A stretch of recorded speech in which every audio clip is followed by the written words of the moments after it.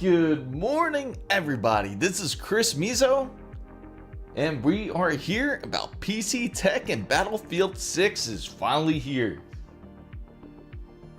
Hopefully you guys are just as excited as I am. And man, I don't know if you saw those record-breaking numbers. And I can't wait to share with it. I can't wait to share these record-breaking numbers with you guys. Especially that Battlefield 6 has arrived.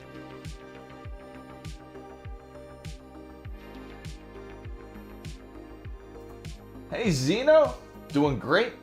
Welcome to the live. Welcome back.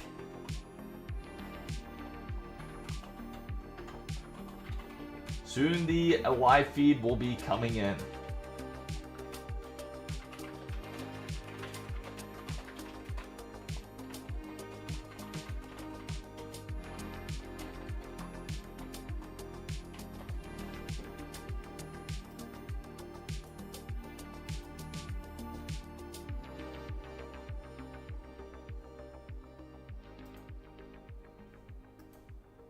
We're just about to get the show started very soon. What's up, Wasabi?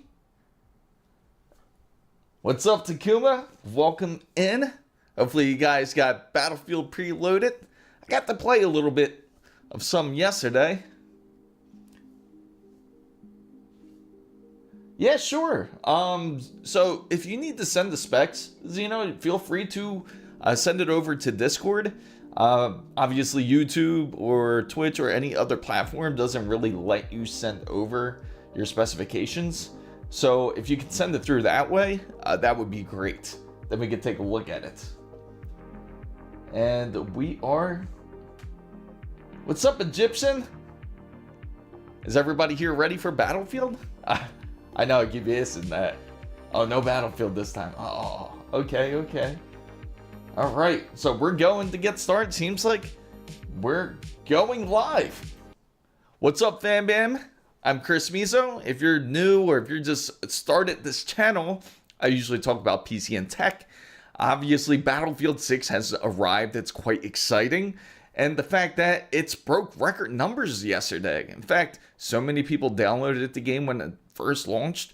They had the servers backed up like quite a bit. They had up to nearly about 750,000 people that was actually on playing Battlefield. And there was such a long line of people waiting for the server to open up. There was like over 500,000 people. So congratulations, Battlefield. You made a great success here.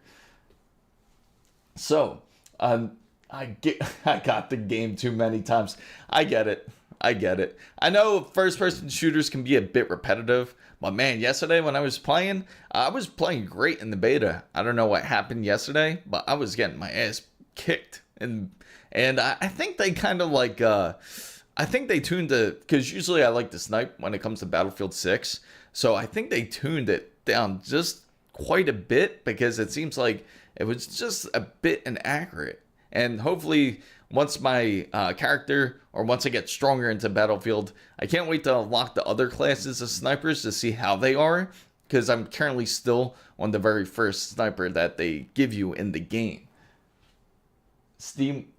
Oh yeah, it was insane, right? It's crazy, because in fact they had a browser that actually came up and said that, sorry, the servers are currently full. We had like over 500 and something thousand players that were playing Battlefield 6. So again, Battlefield 6 is quite exciting. Hopefully your PC's ready for it.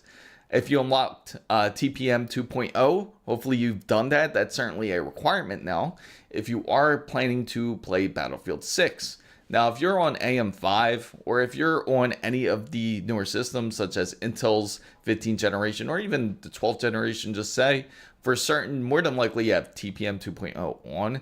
And the fact that, as a good indication of it, is that you have Windows 11 installed in your system, and because that is required to have TPM 2.0 on. But sometimes some people will install workarounds for Windows 11 to where you don't really need TPM at 2.0. Many people won't install Windows 11, and if you have something like Rufus, you can uncheck the requirement for something like TPM. And then it gets installed in your system, possibly thinking that you have it, but then it turns out that it was never on or your system is out of date. But luckily, there's ways to fix that. So Gabe is really on his way to buying another yacht. Absolutely. It's great. You know, I got to give it to Gabe because he's killing it. I mean, Xbox is just like kind of surrendering because this whole thing with Xbox Game Pass, tell me how diabolical that is. How they send out that letter to everybody saying that if you end up quitting Game Pass and you choose to stop your subscriptions just because we've raised our prices, that just to let you know, your price will not continue to stay with us. That price that you've locked in for whichever price it was, probably more than likely most people pay the $20 amount to pay for Game Pass. So everybody out there that is paying that $20 is now locked in. But as soon as they even think about it, even if they breathe about canceling their subscription, then next thing you know, they're going to be pushed over to the $30 limit. So as long as if they have auto pay recurring on, then they will be, and they will still continue to have the package. If they don't, then they're going to have to pay the new fee of $30 a month, which is quite insane. Now they do have 3 different tiers, of course. The most basic tier is like $15 now, and for the mid tier it's $21.99. And it seems Microsoft is pretty firm on standing their ground, and I think they were ready for all the kickback that they were going to receive from what they hear about this whole Xbox Game Pass. Okay, so you sent the specs on a different name, of course, on Discord. I gotcha. So we're going to check out Xenomorphin's specs here and see how they are. So before we take a look into your specs, Xenomorph, what are you expecting out of your PC? Because that is also good to know. Okay, welcome in. So we are going, did you put it under PC? Let's see. I see you guys were pretty active this morning. Okay. This is why, yes, they are definitely great. It seems Amir is definitely on it. And let's see. Did you send it? Oh, okay, you sent it through here. Okay. So we're gonna check out his chat and take a look here. We're gonna share the Discord, and let's see. There we go. Perfect. So this is the specifications that we got here. So he says, "Hey Chris, I'm Xenomorphin from your live chat. So I'm wondering about these specs since we can't stretch it a bit. So I want the absolute best raster performance out of that's not a 5090. So he has a 9800 X3D. He has a B850. He has a GT502 Plus. I love that case, by the way. The Tough RTX 5080 overclock has a Kingston Fury 32 gigabytes, 6000 megahertz CL30, 1000 watts, perfect, and 2 terabytes Legend Pro, and the ASUS Tough Gaming LC 360 ARGB. Now, these are excellent specifications, I have to say. I don't see really anything wrong here. Of course, with the whole raster side, more than likely you're going to be okay on it. Because, let's see, the motherboard, the ASUS Tough Gaming B850 Plus, yeah, you should be pretty much good. All you have to really do is, if you really want to push that card, is that you can always choose to start overclocking. And the good thing is now, I realized that NVIDIA's app, you're allowed to actually start overclocking finally. So you're allowed to do it with NVIDIA's app, or you can use something like MSI's Afterburner, which is definitely a favorite for many people. So if you want to go ahead and do something like that, you can. But you certainly are getting the best raster out of your system currently with these specifications. So I don't see that there's anything holding back your system at all. Since you're worried about rasterization, I'm assuming that you are using it for some sort of design work, is it? Because I know that's definitely going to be important. And I would say, yeah, looks great. So what's up, Egyptian? So let's go back here, back to the chat inside. All right. So it says, buy. Let's see. People tried to buy the game from EA. Yes, and it's funny because EA was really trying to sell you onto the platform, and what they were trying to do was that they were trying to get people to buy their EA, their version of like Game Pass or their subscription. But many people weren't going for it. Instead, people just would rather buy the game and just go to Steam. So most people that have it are on Steam. And it's so funny because when you get into Battlefield 6, and this is the big improvement over the prior Battlefield, which was Battlefield 2042, to where you were forced to go to EA's launcher and you had to have people on EA games. If you didn't, then you were unable to play the game. So now the big improvement with Battlefield 6, you don't have to do that. You can actually just go to the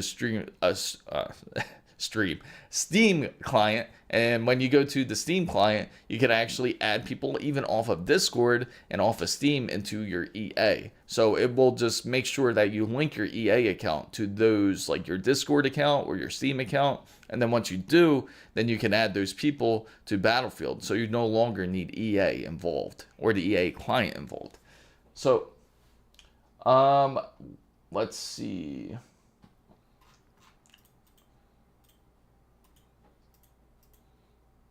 All right, so Xenomorphs, do you have stock share as well? Let's see. Do you have stock share as well?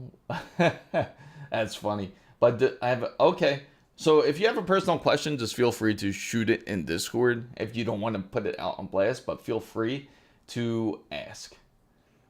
Also, Xenomorph says, I'm also a big ASUS fan, and I'm also a big Gigabyte fan, so I understand. I am just joking. So, all right, so that is good. All right, so yeah, so far with that build, with the rig that you have, it seems like that was excellent for the most part. I don't see any problems with it. Egyptian, you can feel free to ask. In fact, if I remember you don't have Discord, Egyptian. If you don't have one, you can feel free to just send a message over by email, or you can feel free to, if you want, you can always open up a Discord and send it there. And that would be much easier. That way you don't have to worry about putting it on blast. So, yeah, no problem. Oh yeah, I bet. And remind us of which country that you're in, especially for everybody that's coming in. What's up, IXN? Welcome in. Glad that you're here. And I'm assuming because your name's Edits, you do a lot of editing, is that? And you're looking to do a PC build with something like that, maybe? No. It's crazy too, because like anytime you spend so much money on a PC, you certainly want to make sure to get as much value out of the PC. So if you're getting the RTX 5080 and everything, you want to make sure that everything specification wise fits perfectly. You definitely done well. I mean, you got all matching parts. And you know, yeah, a 9070 XT is like 900 to 1200. The crazy part was we weren't too far off here in the US originally when it first came out. When it first came out, it was actually on the lower end. It was like around I think it was like 750, like for say the Sapphire Nitro Plus RTX, not RTX, RX 9070 XT. But once it went over to the next side over, like once it went to the next shipping cycle, they ended up pushing the card up to like $850 to nearly $900. So we definitely understand how do you feel. Now the prices have come down quite a bit here, but I could imagine how expensive, especially it could be in a place like Hungary. Oh, awesome! It's funny, we have a lot of people here from Europe that loves to build PCs just as well. Now, I do have a question for everybody out there, and that's the fact that how does everybody feel about Intel's new announcement when it comes to Panther Lake? Now, this isn't anything to do really with desktops PC just quite yet, but it's kind of an indication of where they're kind of headed, in the direction they're headed. It sounds like they have a lot of confidence when it comes to Intel's 18A and the fact that how it can have such a increase in power performance up to, I think it was like 15% in power performance and up to 40% in efficiency. Now they're saying it's very competitive against TSMC's 3 nanometer nodes. So that's always questionable, of course, until it actually happens. But the thing is, when it comes to TSMC and it comes to Intel, what do you think? Just on a logical level, you would think that shouldn't it be a 2 nanometer node against something like their 18A? Oh yeah, definitely do it. All those guys who will be taken upon the journey, hopefully you will enjoy the ride. It's funny because we have actually some guys that were here. I haven't seen him here recently. Joey's been here for a long time too. What's up, Radiated Titan? I'm doing great. Hopefully you're doing well. And if anybody out there is thinking of switching over to PC, hopefully you do it. It's worth it, especially that Battlefield 6 is out. You want to take full advantage of it. It's the best way to go. You can get up to, who doesn't want to get those sweet frames instead of having to be locked in at 30 frames per second playing a first-person shooter at that? So Wasabi says, I saw a J2 Sense video about Gigabyte's thermal material used in their GPU and leaking dripping when you place the card in vertical position. Should I be worried with my 5070 Ti? So I did see that video. I saw it pop up on my feed. I didn't get to watch it yet. I definitely had to see it to see how it does. It would be nice to have a bench to kind of really test it on, like something like a 5070 Ti. Now, if you do have a concern, I would just flip it over just in case. Or what you can do is check probably every week after usage and just kind of get take pictures of where it's currently sitting at. Thank you, Xenomorph. New supporter. Thank you so much. And also, I was gonna say, if you're worried, just take pictures of it and take it about each week, or if you're more concerned, if you're really extremely concerned, you can check every 3 days and take pictures, and then from there you can get a good indication if there is some sort of change in your thermal gel. Or if you just don't want to take that kind of risk, then you can switch it over to the vertical position. But I do believe when it comes to cases like this, I don't think it's going to be a large quantity that this is happening to. I think it happened to those specifically when it came to the first batches. At least that's what Gigabyte claims for the most part when it came to when they originally delivered these cards, because they know that they put too much thermal gel on them. So more than likely, I wouldn't be as concerned as you, especially that it's been out for a longer time. But again, if you just feel safe just putting it back into its original horizontal position, then that's understandable as well. So, have you checked the 5090 yet? Yeah, I've checked it. I actually did a video on that not too long ago. I checked it after about I think it was after 2 months of usage to check it, and so far it's been good. All GPUs have some sort of thermal gel that looks like it's kind of overused, but technically it's not, because when they put gel or they put paste when it comes to the GPU, it's not like the CPU. They could overcompensate nearly for the GPU to kind of cover it. So that's what a lot of GPUs will look like if you do end up taking any GPU apart, really. So you remember the oh god, you know what's funny? I know Wasabi doesn't want to hear about that. It's funny because we're always talking about Project Wood on Discord, and in fact, I actually brought it up in the hardware side. In fact, ASUS is really pushing this one out. You guys might enjoy this piece of beautiful PC hardware, which looks just like this. I will share the Discord screen here. There you go. This is the new ASUS case, and believe it or not, it looks like a composite case, but technically it's not even composite. The fact that they actually use real wood. In fact, they have a tweet out right here saying that it is the FSC certified wood, clean beige palette, and 3 versatile side panel options with this minimalistic look fit your home decor. Oh man, it's funny because I think some brands took it a little bit too seriously when it came into Project Wood. It's still too early for that. I knew Wasabi wasn't feeling that. What's up? So I saw mentioning the serial number of the production line after 2509, and then they said said his card is filled up and no thing has been fixed. It looks like, yeah, it's the funny thing is, it does really look like it's like more of a heater or some sort of cooler. But speaking of which, it's something like nobody really, I don't think anybody's really attracted to that. And it seems that a lot of these type of cases have been getting pushed to my feed recently, whether I go on Amazon or Newegg, because we looked up so many different wood parts and things that I'm a fan of wood components now. So when it comes to also hardware, when it comes to Intel, if they do end up succeeding with this whole 18A, right? If it does well, because it's obviously not going in desktops first. The first place that they're actually going to start testing it is going to be into laptops, and they're also going to even test it into handhelds.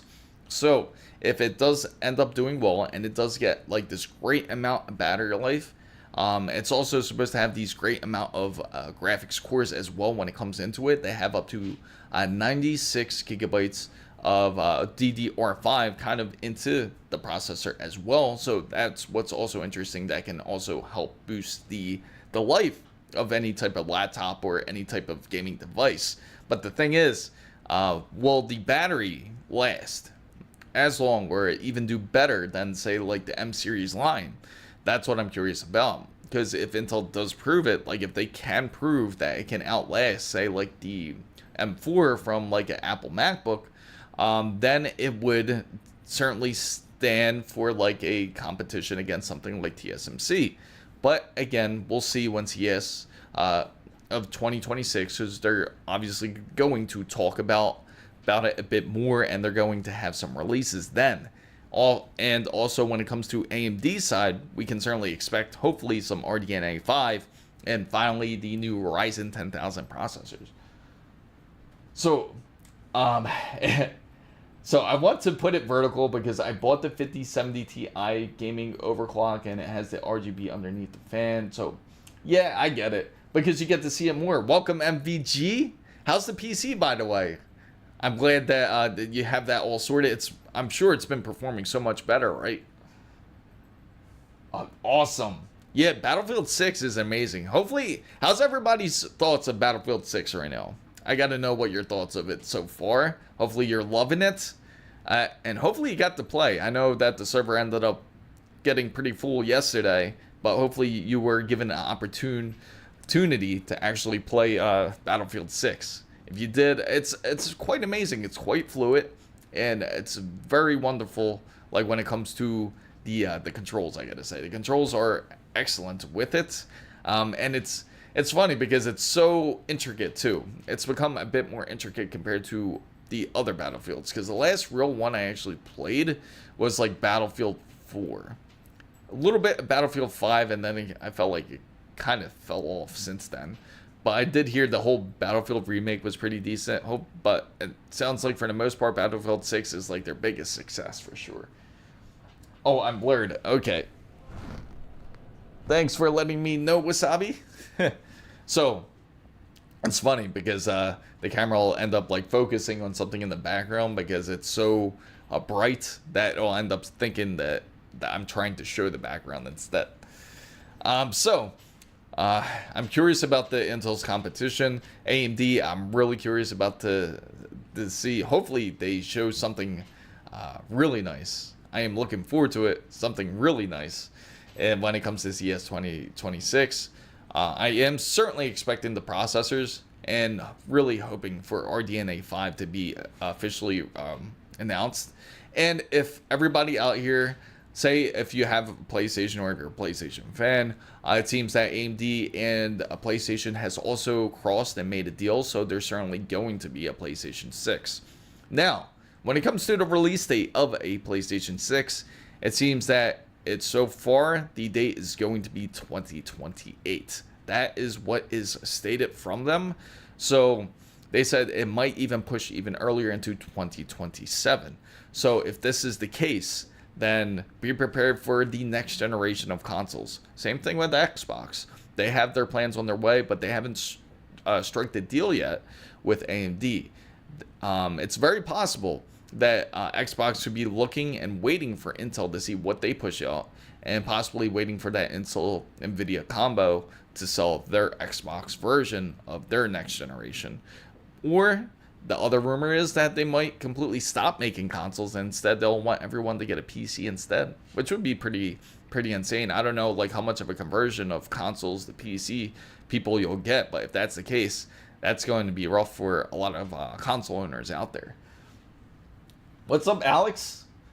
So I'm loving the cable management you told me to do. It helped. Yes, I'm glad it did.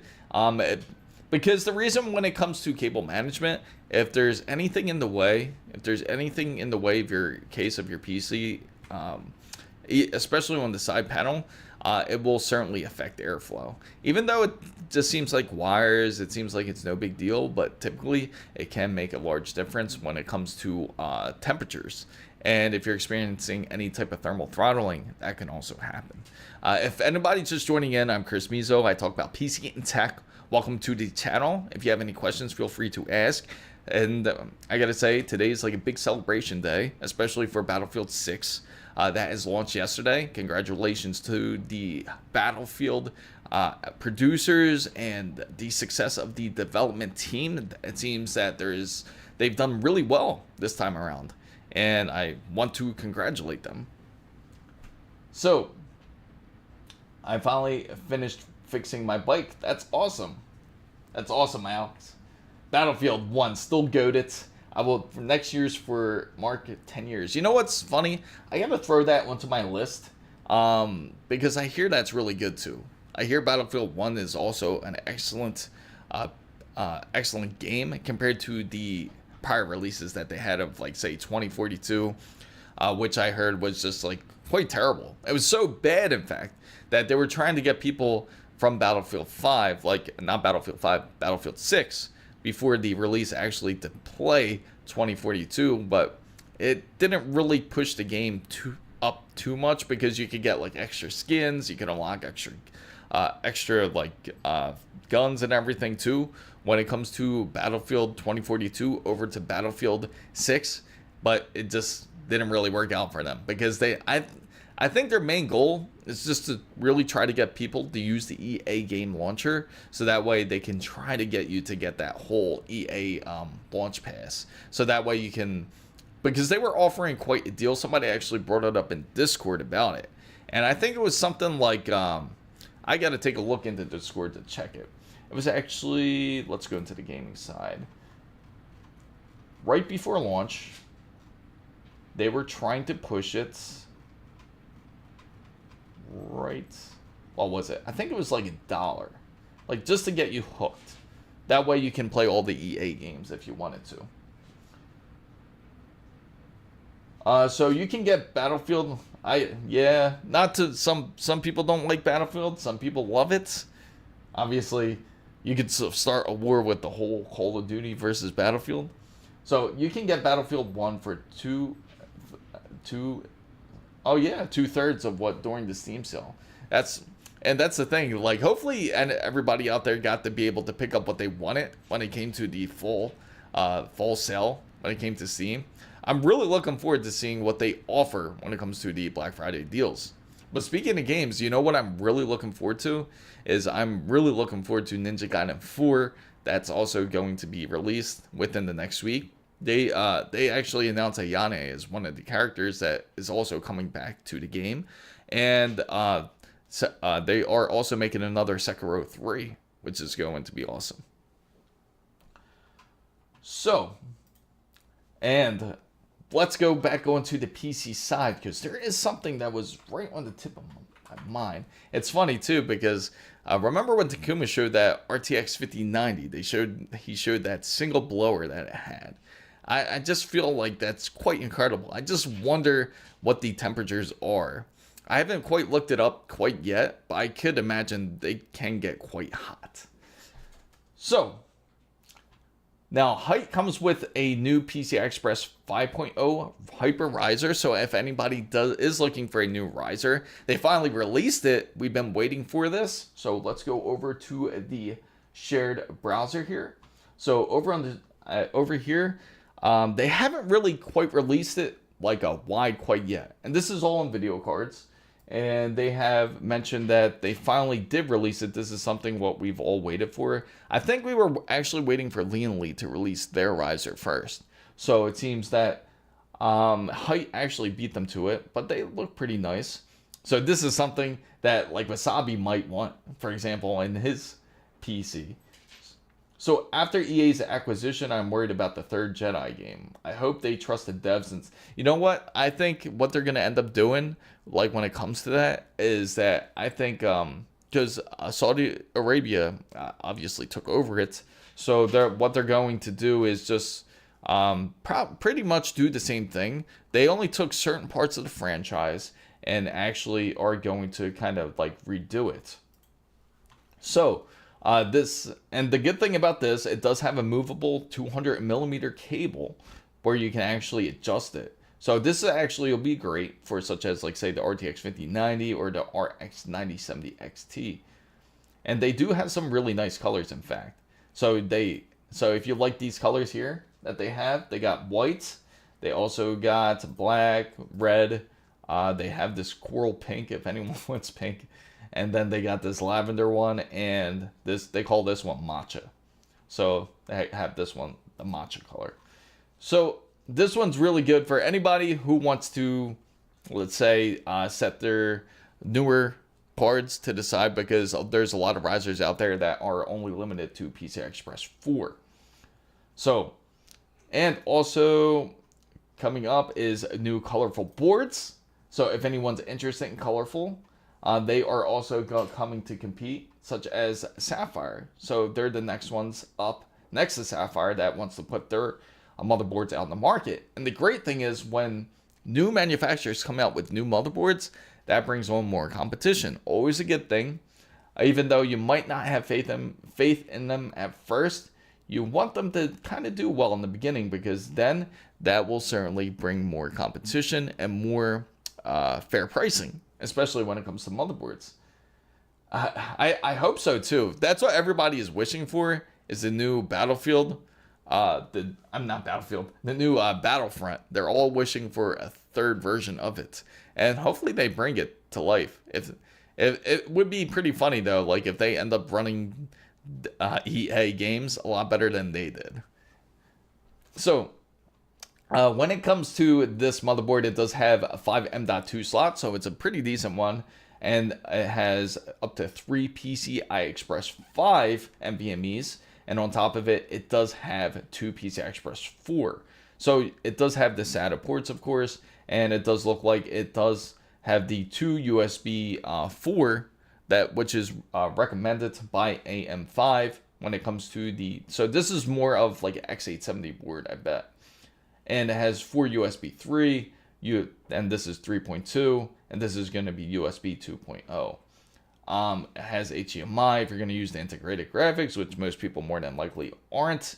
And I bet this motherboard isn't going to be as expensive when it first releases. So unfortunately, it looks like with this X870E motherboard, it's currently not going to be available outside of China. So this is like one of their exclusives.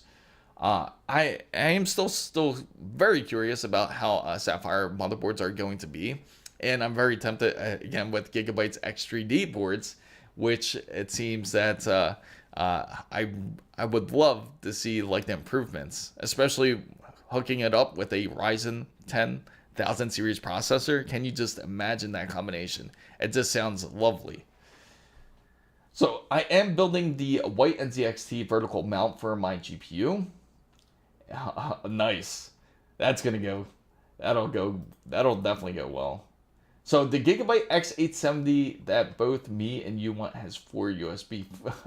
I know, it's crazy, right? I certainly think that eventually it's going to get to a point to where all manufacturers will end up starting to just end up pushing just USB-C on their motherboards.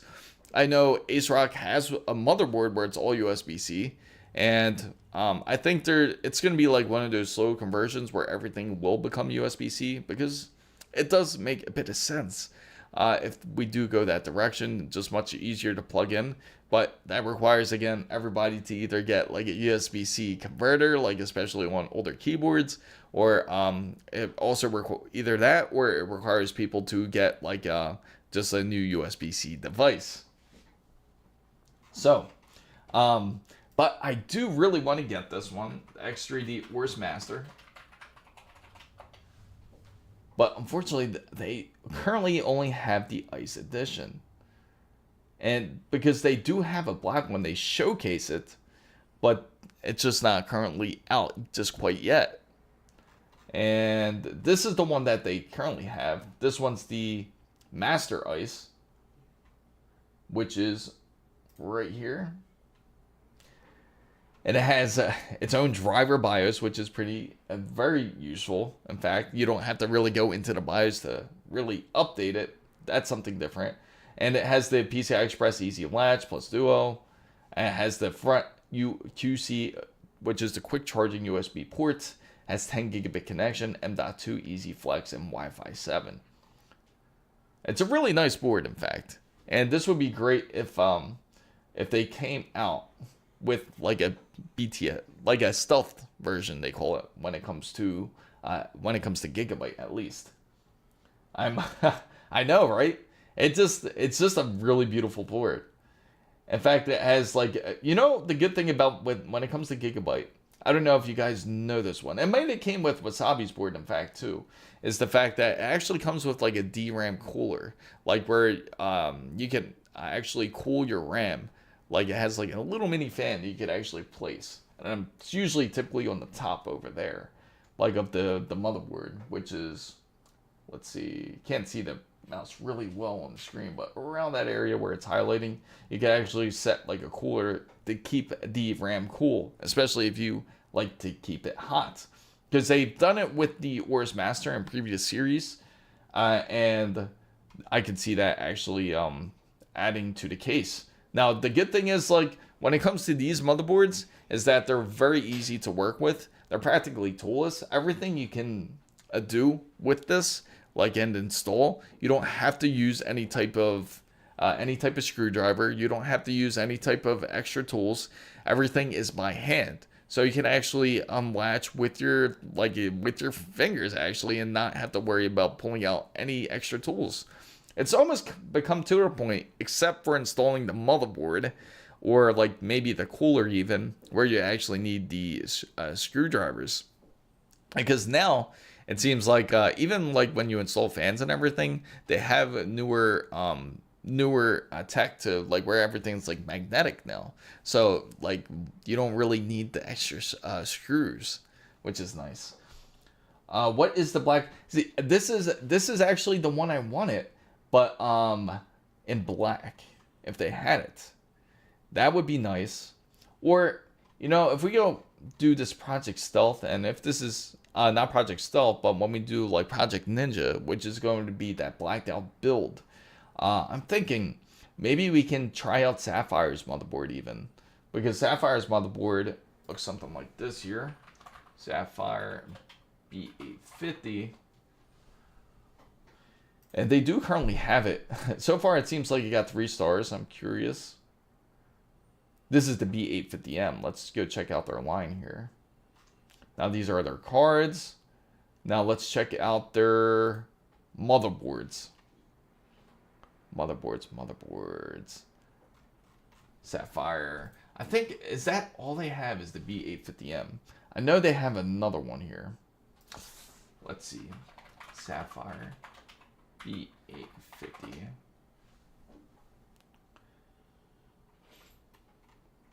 Seems like they only have the 850M available.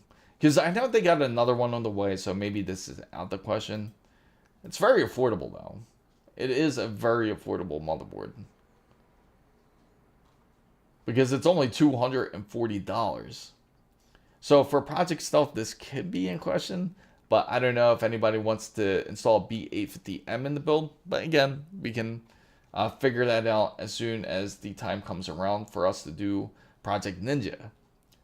Because when it comes to the cooling side, we know we want to keep it with Noctua, practically. Noctua everything. So that way it stays nice and silent. Because that way we can measure out the decibels. And maybe when it comes to the PSU, we'll probably end up going Seasonic, I'm thinking. Like a Seasonic PSU might go really well.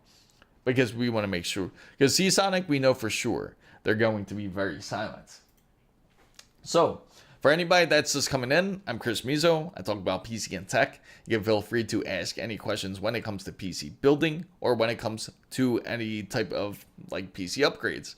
And if you want to talk about Battlefield 6, you certainly can, especially if you just upgraded your PC and you want to have, say, like a really great settings. You want to make sure that you play at optimal settings. Feel free to let me know as well. Also, if you are having issues with TPM 2.0, feel free to ask. As this is an open forum, you can feel free to ask any questions. That would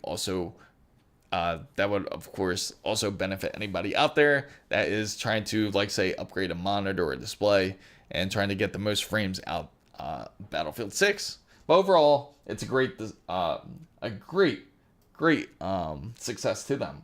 I just don't know why manufacturers make all black motherboards anymore, like the Tomahawk, for example. AM5 platforms have the ugly green logos, but ASUS Prime Storm a Trooper design.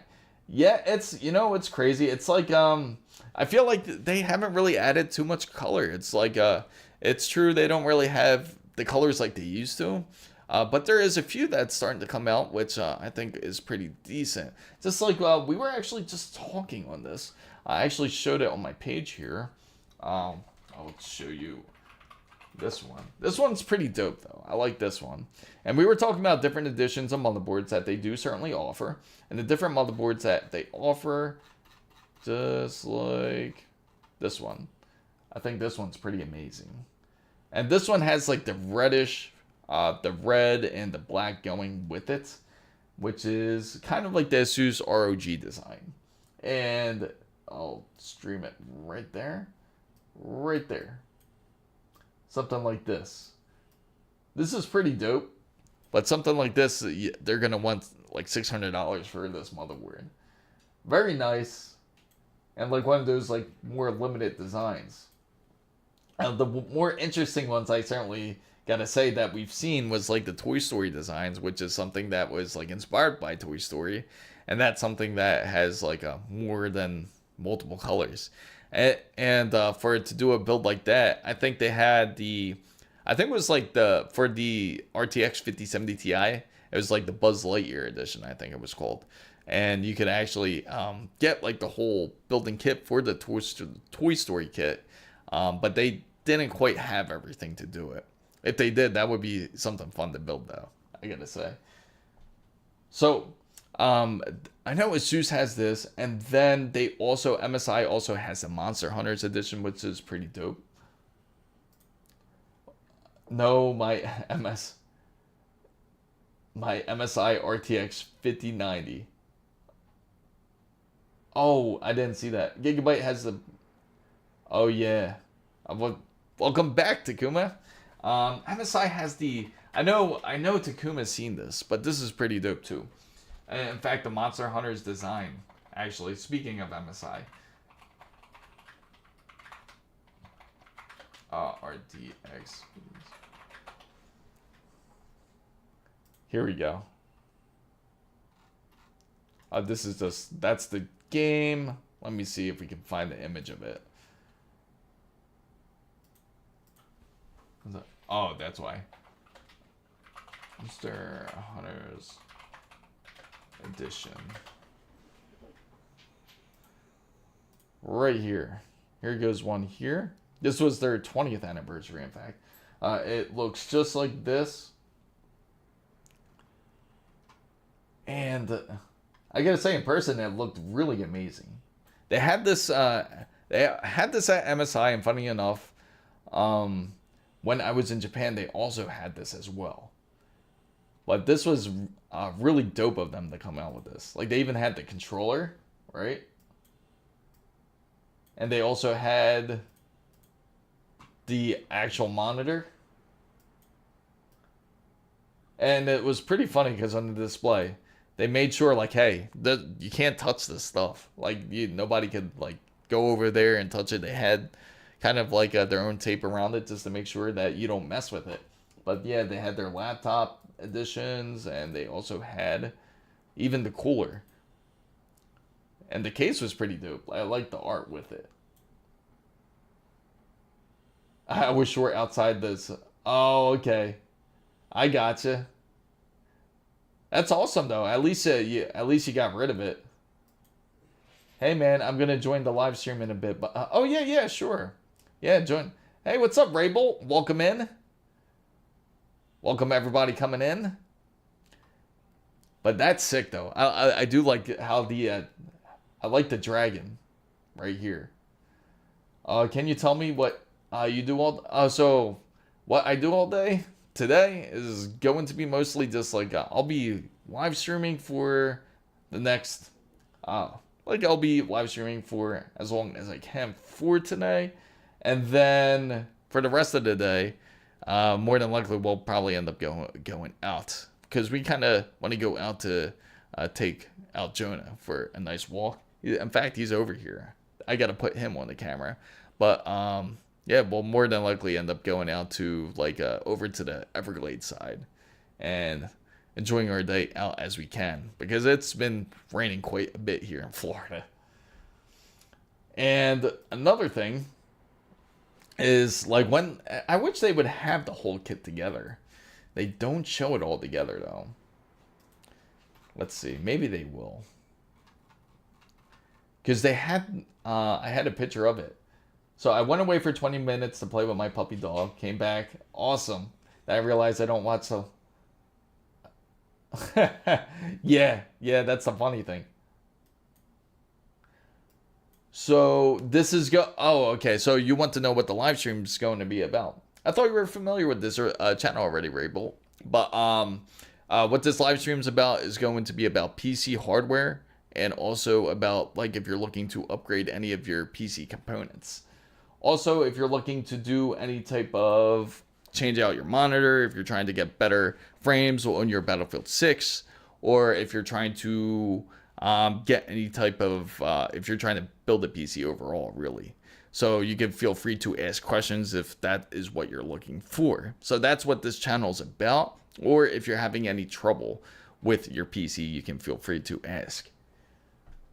So with this MSI edition, let me see if we could get the full build of it, because I'm curious if I know I have it somewhere, and my hard drive is like a mess. Like when it comes to my drive, like where it comes to like where I have everything stored, like especially when it comes to something like this, I know I have it. It's somewhere in my pictures, but I just gotta find it. And especially like with TS, there's so much things to cover over there that it's just going to be like one thing on top of the other. But let me see if we can find this full build, because I'm pretty sure we can. Let me see the MSI and Capcom full build. Let's see. Okay, this is it on their official website. But this is pretty dope, though. This was like the back of their laptop, matter of fact, here, which looks something like this. You know, I also... Okay. So you like Prince of Persia. Oh, okay. So can we talk about monitors for a bit? I'm planning on a ROG 1440p fast IPS 240, 280 hertz overclock. Do I need 240 hertz? You know what's funny? I think 240 hertz is now going to be like that new standard compared to like, remember what 144 hertz was? Like everyone wanted to get 144 hertz originally. I feel like 240 hertz is going to be like pretty much the standard when it comes to PC gaming. And it's funny because We actually talked about it on Prime Day just quite a bit when it came to monitors. In fact, especially for your build, I know ASUS has like some really great ones out there, especially if you're looking for, are you looking for something that is like 1440, or you're looking for something that's like 4K and 240 hertz? Because they actually, I'm curious if they have it on sale still or not, but we can certainly find out. Yeah, let's go to the monitor side, which I will pull up. I actually have my whole list here where we can look it up. And let me see.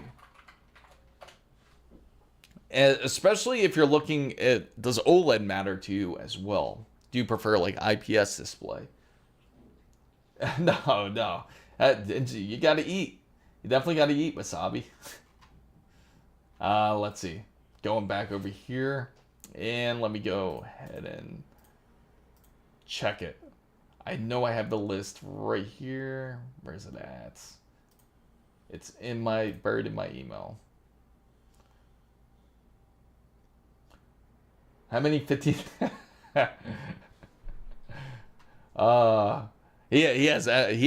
had them all, I gotta say. I think he had quite the collection. All right, so let's see. I think it is this one here. This one's like a nice one. I always recommend everybody.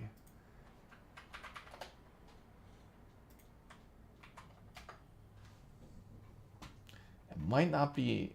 Okay, so it's still pretty much a good deal. It's this one specifically here. It's actually still on sale. And what this one is, well, I don't want 4K. It's because the 5080 can't push everything at 200 frames. So, I hate DLSS and stuff. I get you. A lot of people do. Because the thing about when it comes to DLSS is that it seems like it always has... it works okay for the most part. I just really dislike the whole frame generation. The frame generation doesn't work as well in my opinion.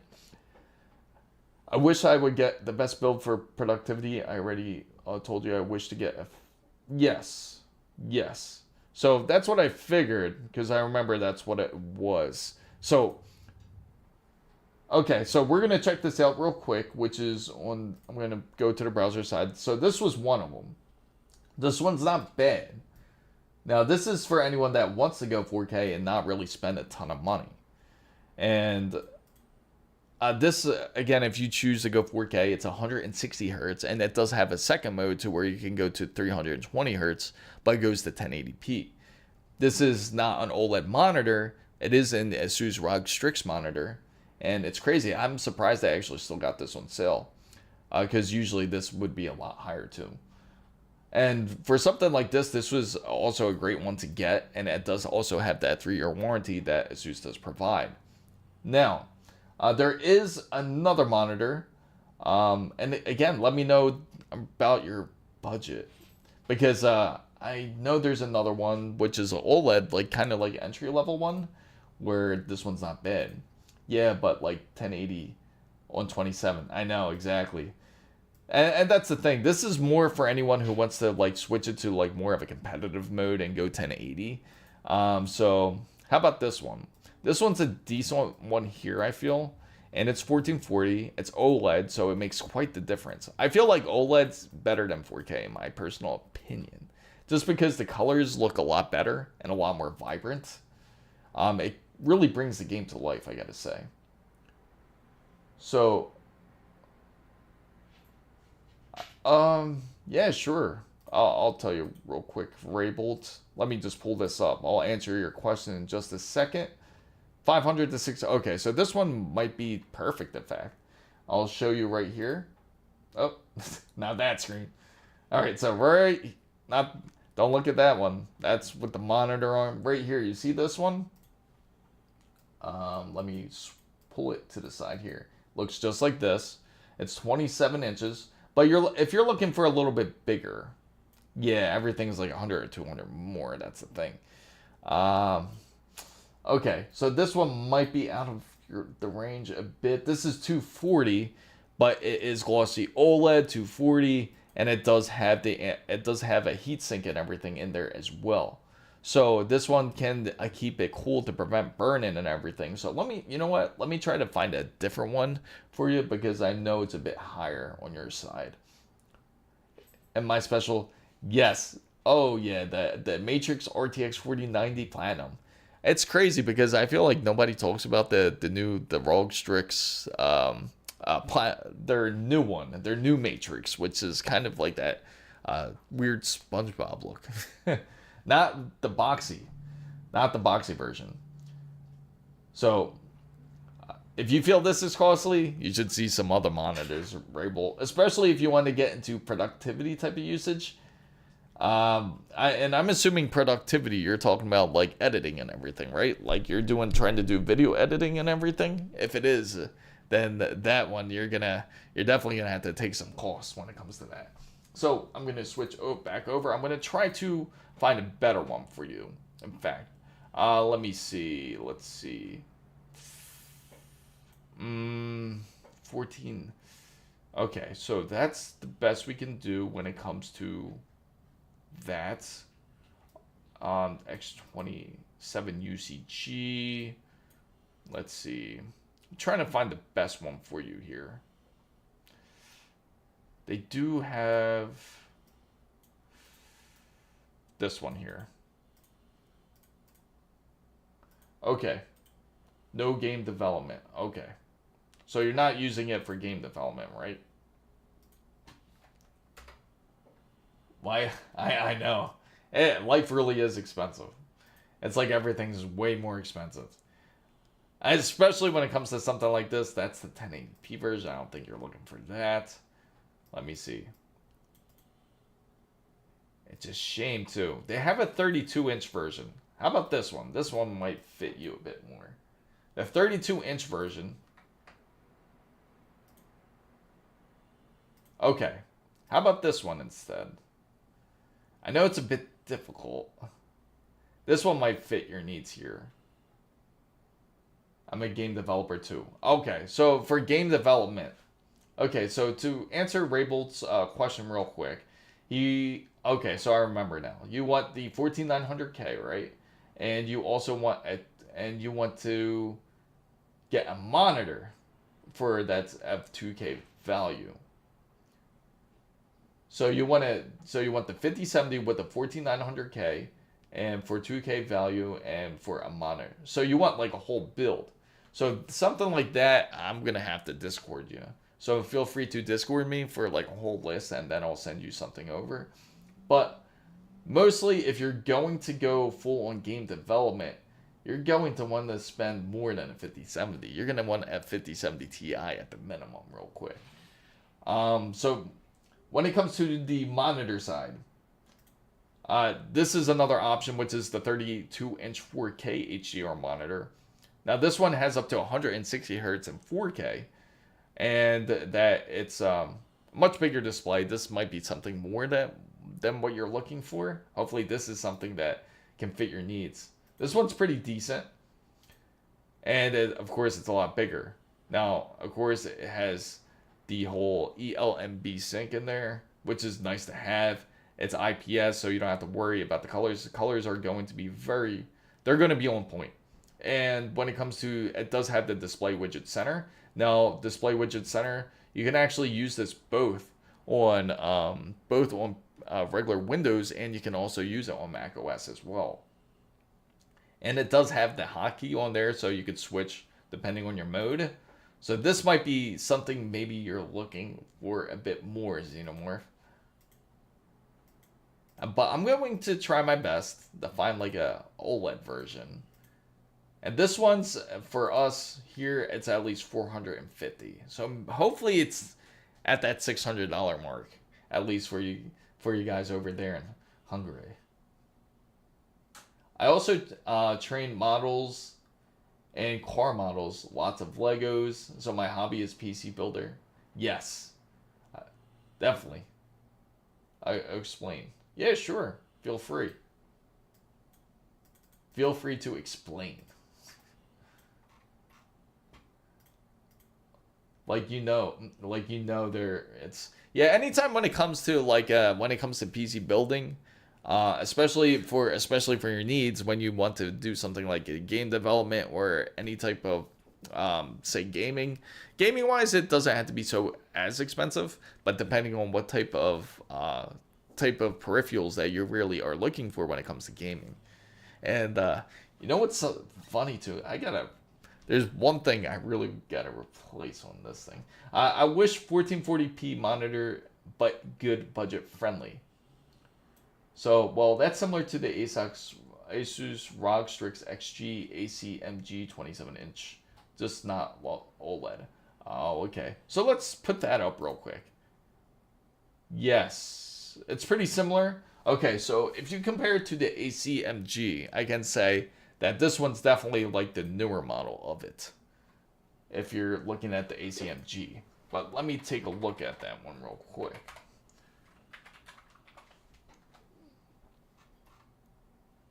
Okay, so this one's the 1440 version. So it's pretty much similar for the most part. This is 270 hertz.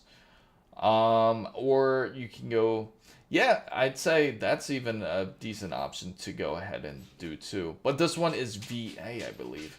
If it's VA, that means it has, it's not, I don't think this one's IPS, okay.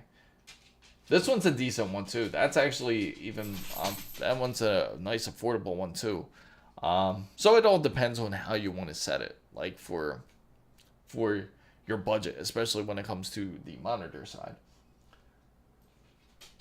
So at least at the moment, I am undecided between Gigabyte Curved 32-inch QHD and Gigabyte's 27-inch OLED.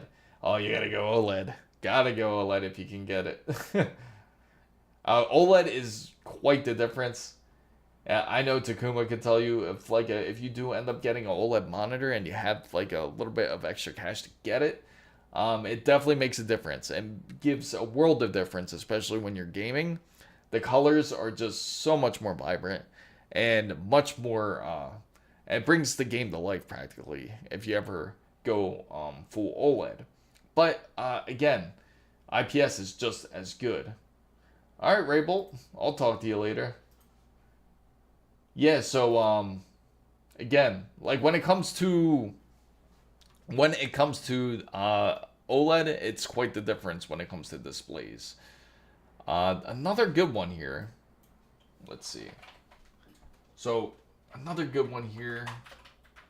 Let's see.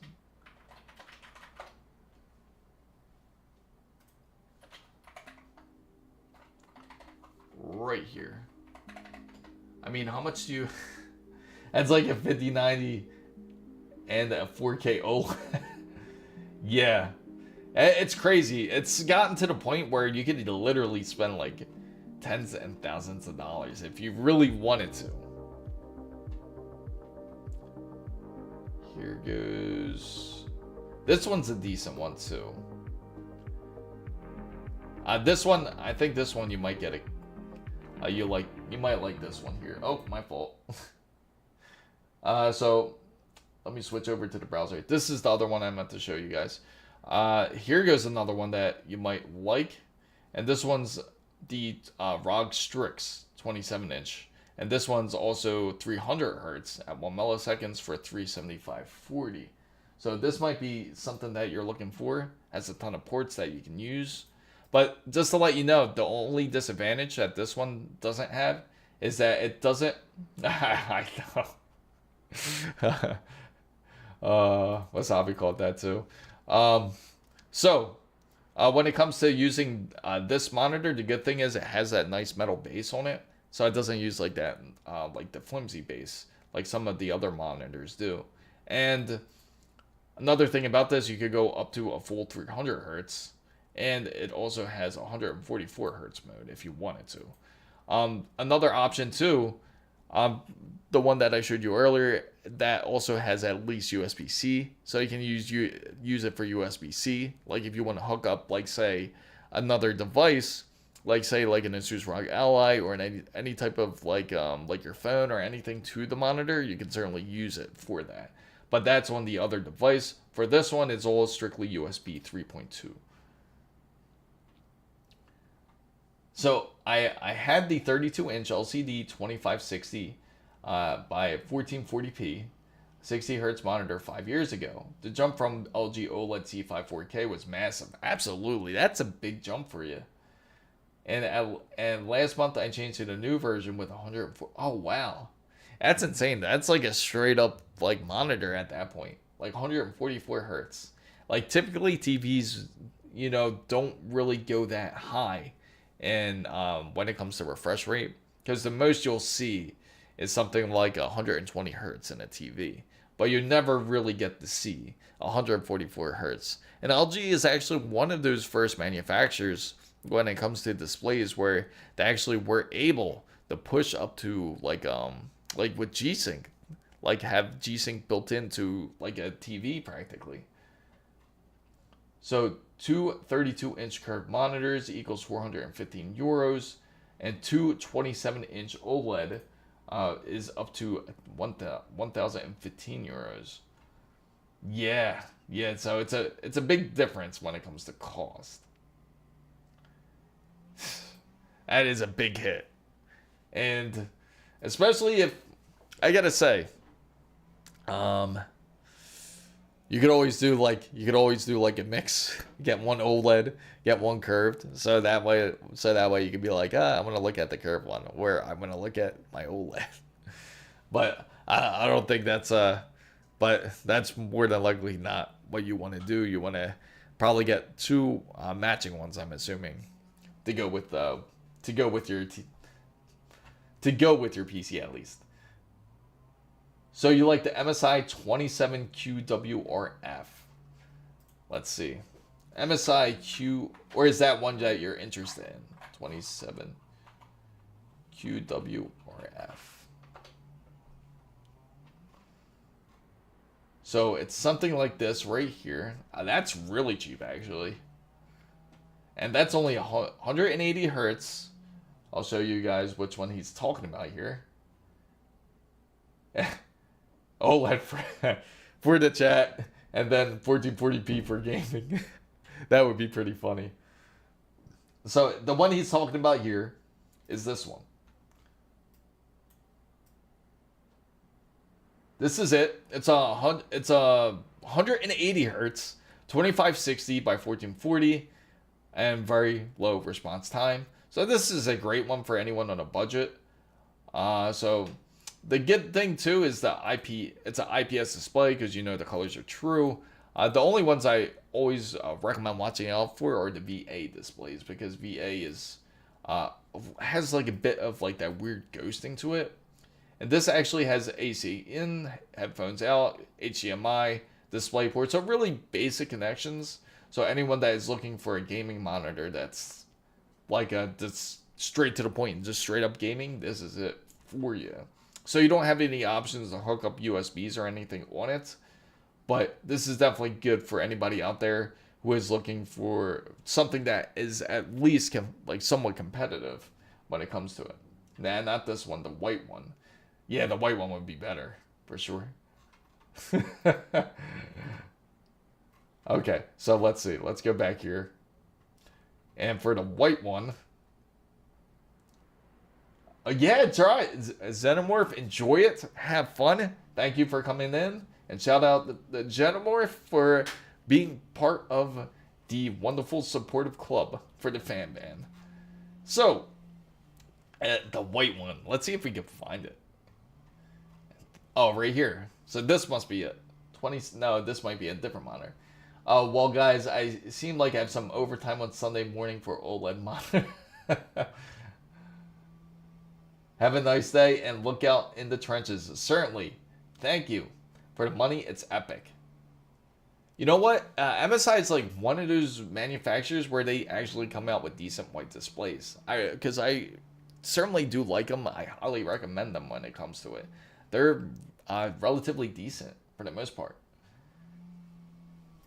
And let's see.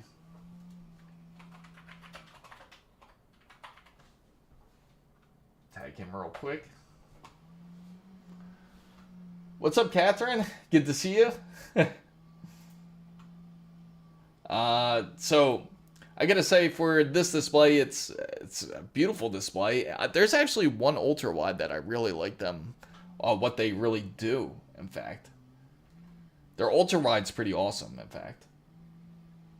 Oh yeah. Oh, thank you. Yeah, it's funny. This is I think the first time, because I recently started doing lives like earlier this year. Like I really started doing them I'd say I think mid-February, and then I started pushing out more live content. Yeah, this is a nice choice. But yeah, welcome, Catherine. How's everything with you? I hope everything's been great. White with RGB trending gaming. So this one practically has all the same connections practically for the most part, I believe. But white, it's crazy how different a white display can make you feel. Especially specification. That just looks dope. I do like that, like how the back looks. It's crazy how much different a white display can really make you feel about it. Like you compare this compared to the black version of it. Let's see. The black version of it was right up here. And let me see. It's anti-flicker. You know, if they came out with this one, I would hope it's not red in the back like the other one, because this one definitely fits more of purple in the back. It would look better with purple than red, I feel. And they don't even show the back on the black one, so it's probably the red one's definitely better from that aspect. I think the black one's just it's gonna definitely be all black. But yeah, that's worth it though. I do like it, especially if you have an all white build. Can you imagine doing a Project Zero build from MSI, right? And you have everything all white. That would be really dope. I don't.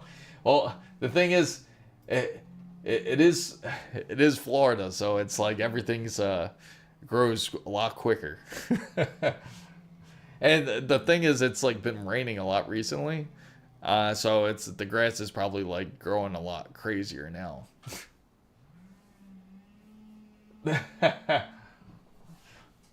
It's funny too, because it's the way the grass is. It's just for some reason they like to cut one Saturdays. Let me go into the just chatting side.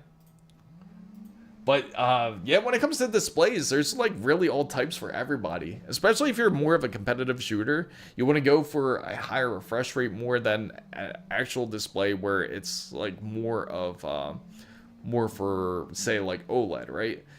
You want to get something that has high refresh rates. If you had a selection to choose between the two, you want to go for the one that's 240 hertz. Or if you're competitive. Now, if you are more of a story-driven gamer, you enjoy the story side of a lot of games, it's a lot better to go OLED, because the colors just will do it much more justice, because you don't really need a full, say, 320 hertz of a monitor, especially when you're gaming on a single-player mode. But it certainly makes a difference if you're more of a competitive. If you're more into competitive gaming, such as multiplayer games, such as Battlefield 6 or Counter-Strike 2 or any of those type of titles. Yeah. Oh yeah. Originally it was. Yeah, I originally was, Catherine, but we moved down to Florida about 4 years ago. It's funny. It's funny too, because we tend to get people from all over on the live. It seems like, so you'll see all kinds of you'll see people from Italy. You'll see people from Switzerland. It's quite amazing, I gotta say. especially that everybody gets together, especially for when it comes to like the whole PC gaming aspect. Yes, from his cap. Yeah, you gotta watch out for them gators out there. Oh, sounds like the time. Oh, really? So you moved back to Jersey? Oh, move over to Jersey. Ah, yeah. But yeah. How's it? It's a lot better to have a lot more space, I bet, compared to being in the city, because I know how that is. Yeah, you know what? It'd be funny. Like one of these streams, I gotta take everybody out to the Everglades, and then we can go see some gators. Or you know what? Be crazy. Like if we go ahead and do a PC build live stream and just try to build in Everglades with the gators just like going like in the different rivers and everything. Yeah, I was in New York, then I was in Philly, then we met in then Jersey. We bought the house here. Nice. Yeah. Nice, nice. Yeah, that's definitely quite the transition though, for sure. But I bet it feels nicer to have like a much bigger place for sure, because I know like it's convenient also living in the whole city and everything. But the only thing is, it's just that you do take away the space that you have, especially when you're in a place when you can live in a place like New Jersey. There's just a lot more room. Imagine in GTA 6 we yeah, yeah, absolutely. Go to GTA 6 and just explore around in Miami. What's up, Blue and Lily? Welcome back. Hopefully you got to enjoy your lunch, but thanks for joining in. I appreciate it. International. There's a lot of yeah, absolutely. Yeah, exactly. Pretty much. Yes. Oh no, no. I think he's talking about. I think he's talking about me, Takuma. Yeah, because as you know, I'm Taiwanese and also Italian. I need two monitors for editing and art, making live streams. Oh, okay. So if you need something for more like editing and art, you obviously don't need something like as high refresh rate. You want to look for something that has more color, and getting a decent OLED monitor can certainly do that. I'd say ASUS's Pro Art series would definitely fit you, which would be like I'll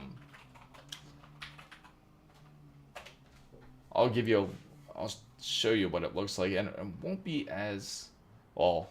These ones are more of the high grade ones. Let's see. Let me find the perfect one for you so I can show you. Now these ones are the super high grade ones. We don't need those ones.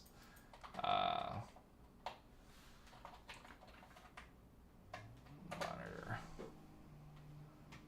So I decided to go with the air cooler for the build because I think AIO. Yeah, yeah, it depends on like how you need it. This one's gaming. Let me see. I'm gonna find you the perfect one here. Just give me a moment.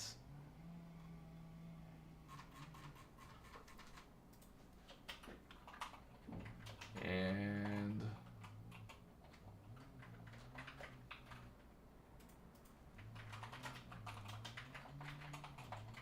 I am just typing it in here.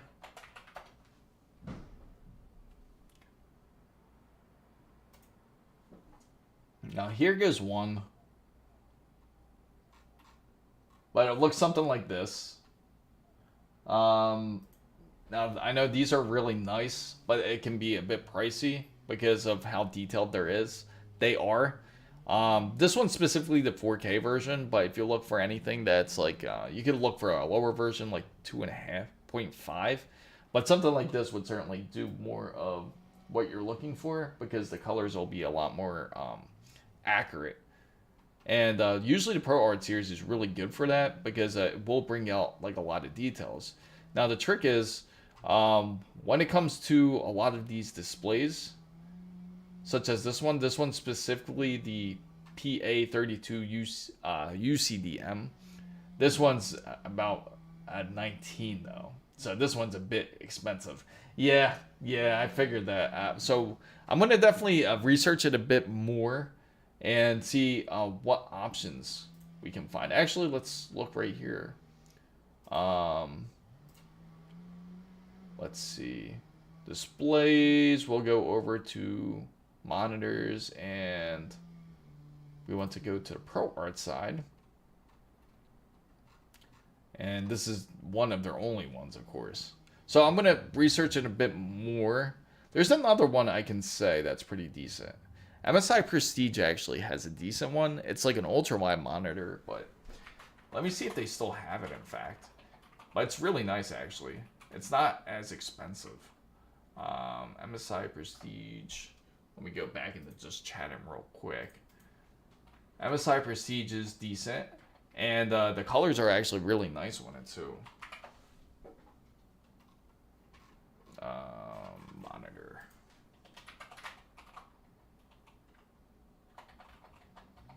Monitor. Oh, nice. Hopefully your homework went well, Egyptian. And let's see. It's this one here, the Designers and Creator Monitor. And let me see if we can. It should be on it. It should be pretty much on a deal now. They don't sell it anymore. This was really nice. I actually recommended this to somebody before, and this is what it looked like. It's an ultra wide, right? But the thing is, it's not like your typical ultra wide. It actually goes into 5K compared to most ultra wides. As you see, the resolution goes 5120 by 2160, and this was actually very affordable. It was like around, I think around the $600 or $700 range to get it, but they don't have it available anymore. But this one's actually a really good one. But you know what? I bet they have a new version. I'm gonna definitely research it for you, and once I find it, I'll send it out to you for sure. So, let's see, the Peerless Assassin. Yeah, so you did end up going with the Peerless. You know what's funny? I got requested to about a review about the Peerless Assassin 120. I think you were one of the people that actually requested it too, right? Because it's not as expensive. It's only like $38, like $34 to $38, and you can get a decent CPU cooler. And I was gonna get this Thermalright Assassin X120R, but your version is good too. I figured that. I figured it would be just right. Thermalright is awesome. So, her budget for the monitor. Yeah, that's a good question. What is your budget for the monitor, Catherine? We'll definitely try to find you the best and definitely best deal. In fact, actually, they got somebody selling it on eBay for like a deal actually for $355. Take a look. Here goes a good example of it. In fact, if you don't mind getting it used, they do have one on eBay actually, and it looks something. That's how it looks when it's on. It's quite a beautiful monitor. In fact, I'm surprised they're selling it so cheap. $355. And this seller is actually from, let me see, let me go back into here. Because if you could pick it up, that's even better. It looks like, oh, they're from Arizona. They're a bit far. Yeah, but this is mostly going to be for, like creator use. Like it's going to be mostly like for like just editing and everything. So this is a great monitor for that. This won't be used like really as much for on the gaming side at least. What's up, Burhan? Welcome in, Burhan. Yeah, sure. When you get a certain number of subscribers and being monetized on YouTube, do companies approach you, or is it up to you to establish the relationship? That's a great question, actually. So for anyone who is So for anyone who is thinking about starting up a YouTube channel or starting up any other channels like besides YouTube, if you want to go into Twitch or Kick or any other platform, for example, once you hit a certain, I can tell you right now, the biggest thing you want to focus on is focus on trying to grow your channel first. And because that's going to be obviously the key. You want to make sure you have viewers first is most important. Subscribers is the second part.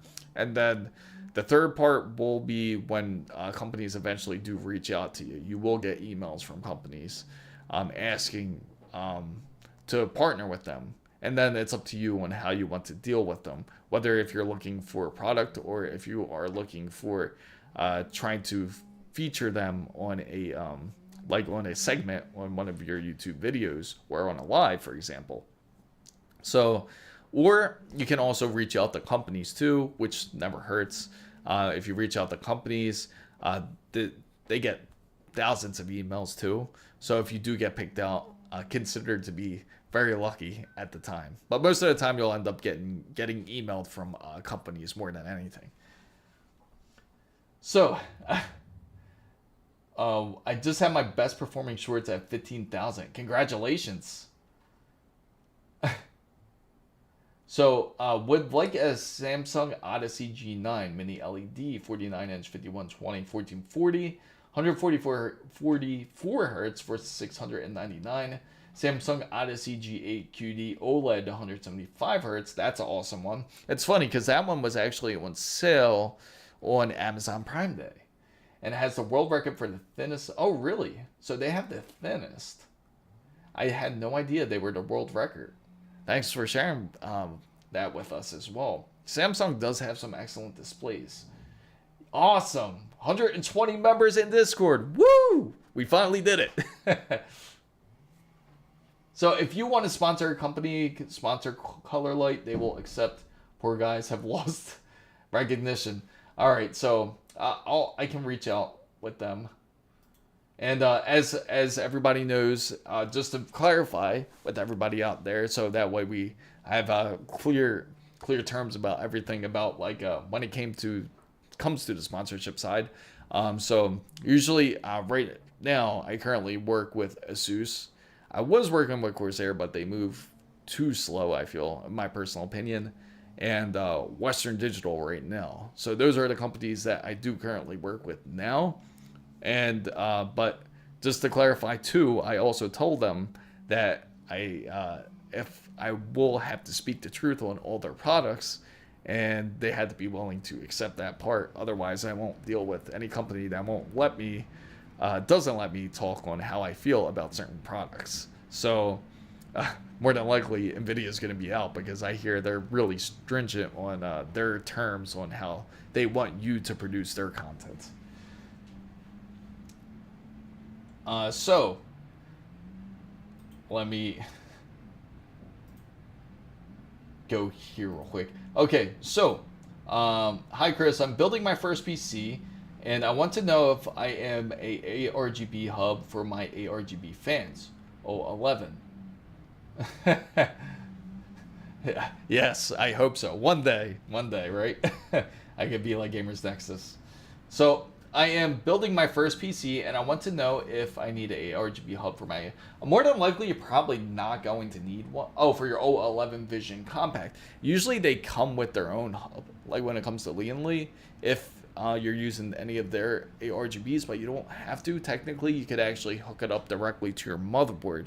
Your motherboard will have ARGB headers depending on your brand. For example, if you are using, like, say, MSI, if you hook up the headers for the MSI, for, like, say, like, you have ARGBs, but you want to hook up to the MSI motherboard, you'll use, like, MSI Mystic, like, to control those ARGBs. So you don't really need a controller. The controller is there to certainly help make it easier. If, like, say you get Razer has controllers, of course Lianli has their own, and then other companies do too, to just simplify it a bit easier. That, or you could use like all-in-one RGB software to control everything if you do have mixed matched ARGBs. But most of the time when you hook up to the motherboard, you can use the same software for your motherboard's manufacturer. So I have The 38-inch and OLED 49-inch for 240 hertz. I got two monitors.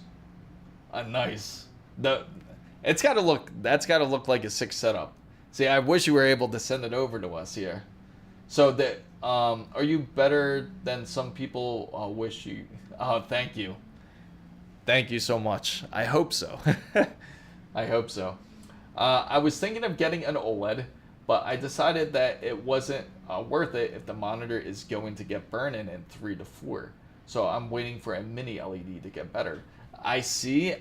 It's funny. I think we spoke on it a little bit. We went over it slightly when we were speaking of displays. And when displays, when it comes to OLED, we're probably about we're just like in the 4th generation about when it comes to it. So we're certainly getting better. The biggest problem that OLED faces when it comes to burn-in is heat.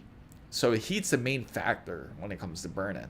So if you have something that is highly intensive, such as like HDR, that's highly intense for any type of display. So that's highly intense for any type of display. And what that will do is that will actually cause the burn-in because the thermal temperature will actually rise. It will rise really high to the point where that burns in. Now, a lot of companies do a lot of factors to help try to prevent that. So many companies have started doing things like adding heat sinks into displays. That's why you'll see a lot of OLED monitors, if you look them up. It's very important that it does have a heat sink, so that way it doesn't have burn-in, first of all.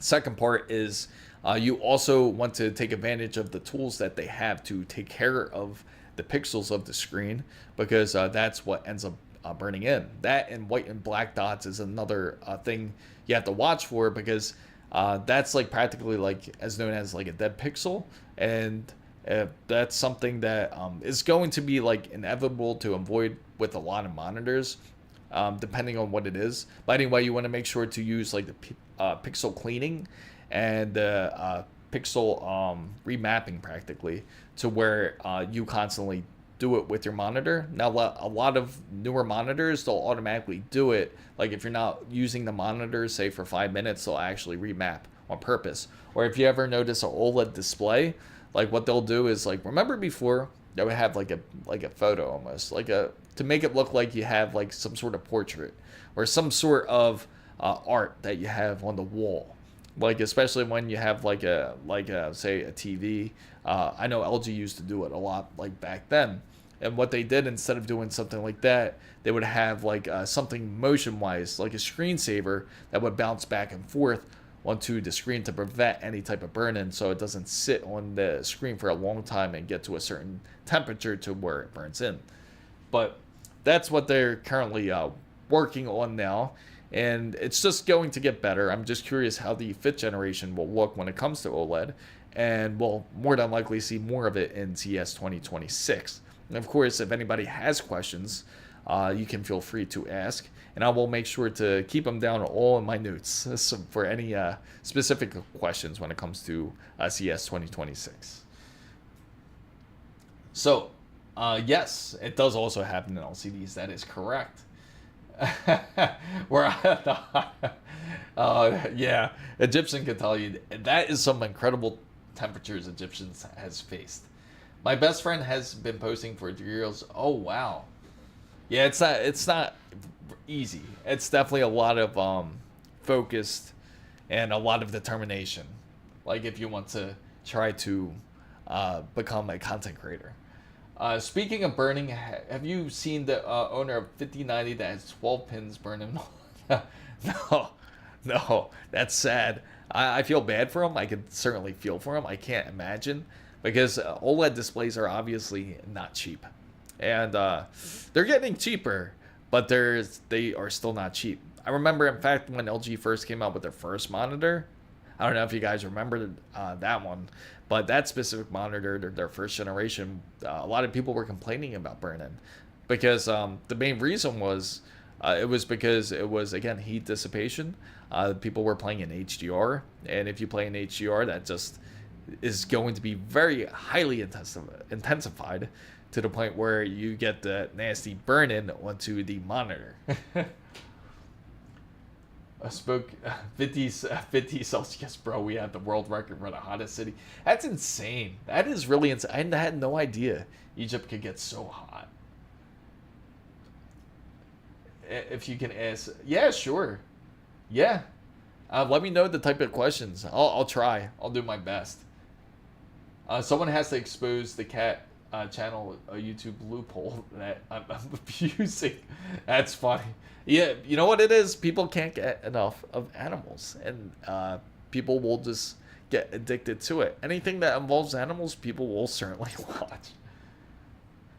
I just want AMD to make a card like the 50. I agree. How many people want a card like a 5090 from AMD? How many people out there would love to see it? Because I have a good feeling that they want to do something like that. And more than likely, I feel like GPU is, I mean, not GPU. More than likely, NVIDIA is not going to take AMD's GPUs very seriously. Because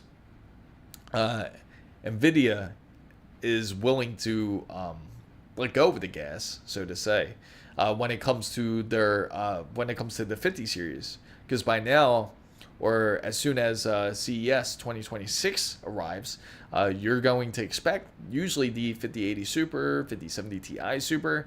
So that just shows you how much confidence NVIDIA has when it comes to their cards compared to AMD. But AMD, I think, really does have something. I hope they do. I really do.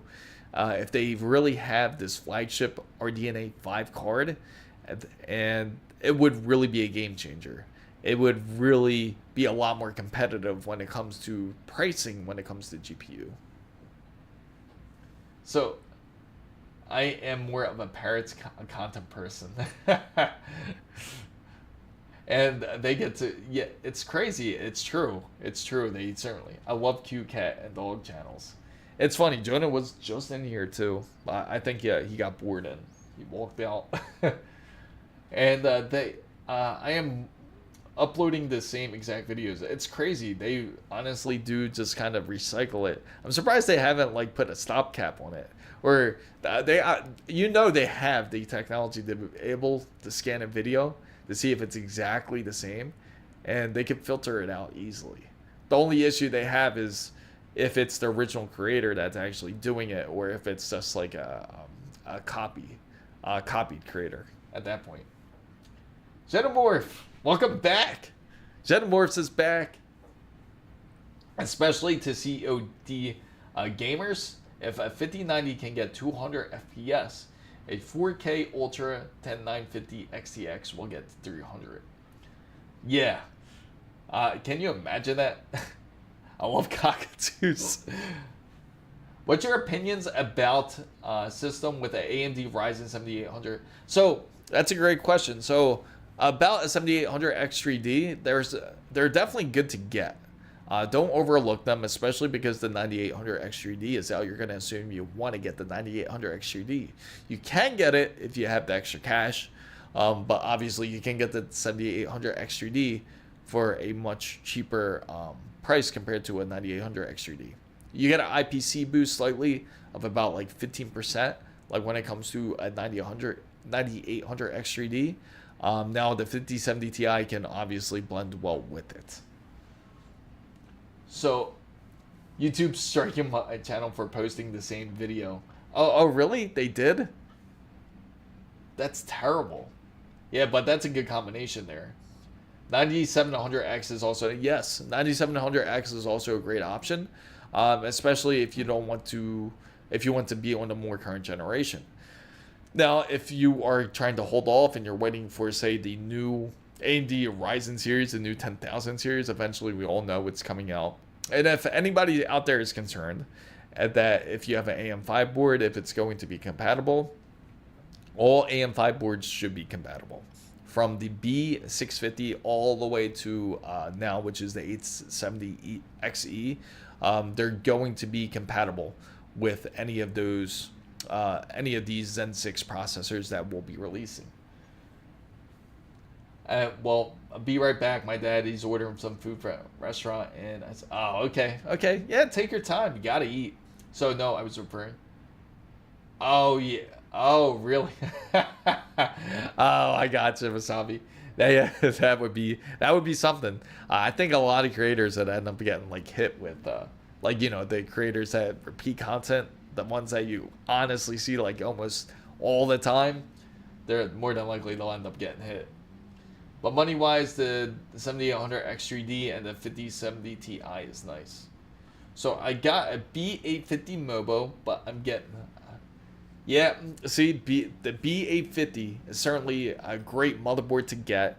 I definitely feel, see, that one's quite a bit different from the B650, because the B650, you're a bit limited to meaning to your express speeds, PCI Express speeds, because you would have PCI Express, say, 5, and then you might have only PCI Express 4 when it comes to your NVMEs. But now, at least when it comes to the B850, you have more PCI Express 5 into the graphics slot, which is X16, and you have one X4 at least, compared to where everything was limited to just PCI Express 4, and then you had one PCI Express 5.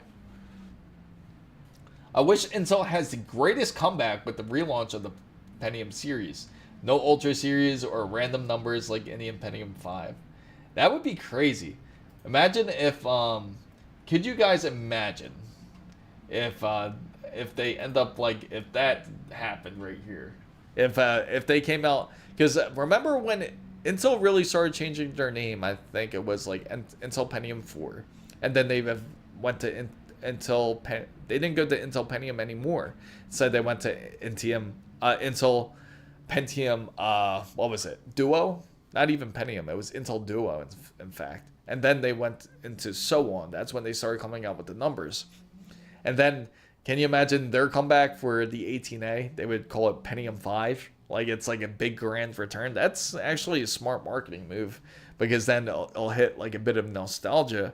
And then, on top of it, it's like restating like Intel is back. So, I'm really thinking if I should invest into a 5070 Ti, because I'm also going to be some coding and light 3D. Oh, okay. So if you are going to do some like light 3D modeling, then I would say it would be good to get NVIDIA because of the CUDA cores.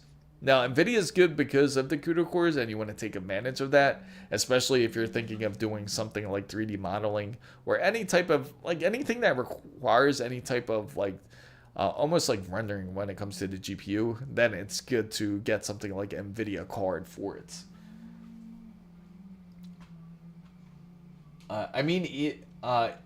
Welcome back, Egyptian.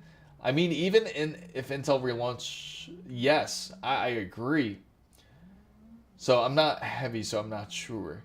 I mean, you could always, if you want, if you're just playing with it, you can always try it out with AMD first, because AMD, you still can do it. You're not limited. You still can do it with AMD GPU. You just won't have the full capabilities of an NVIDIA card. So if you're just like kind of playing with it and you're not too sure yet, because you can always upgrade your card later down the line. You don't have to upgrade it yet, obviously, because you just got the card. But if you're messing with it and you're just modeling with it, just use AMD for now then, if that's the case. And if you decide, like, say, like 3 years down the line, you choose to get like 3D Max Studios and you choose to go all out, then by then you'll probably want to upgrade your card. But at least you'll have time to mess with it to see if that's like something you would really like to do or not. Not going to be 3D animation. So I still got the GPU. Still haven't got the GPU. Okay.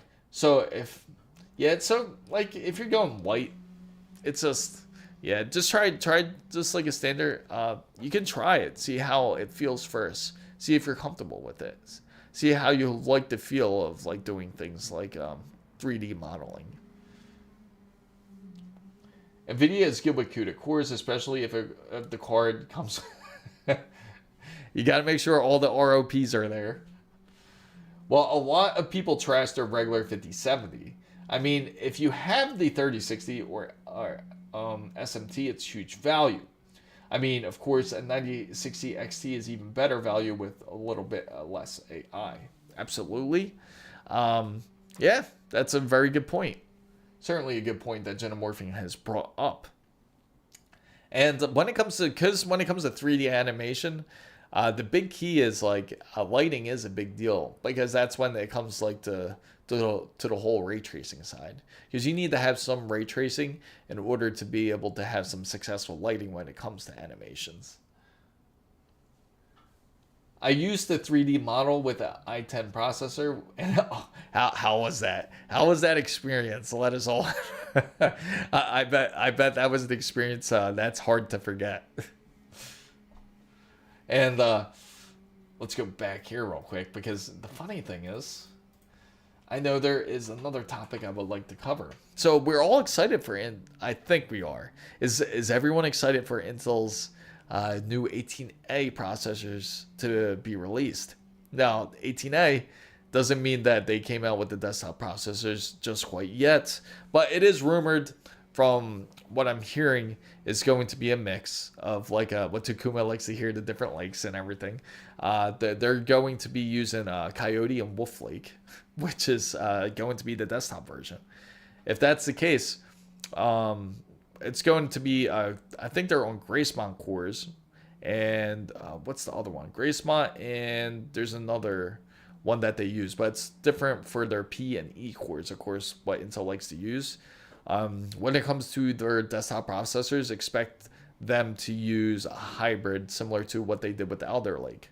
If they did the same thing with Alder Lake, which is pretty much put like E cores and P cores together, it's going to be that type of fusion for it to improve on the desktop version. Now, it's rumored that they are going to use like similar things like Panther Lake, something similar to it.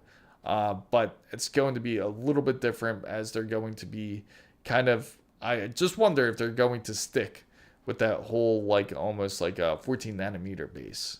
But I don't think they will. More than likely, they'll probably wean off of it, because they really want to push their new process design. So I'm really curious to see where they go with that side.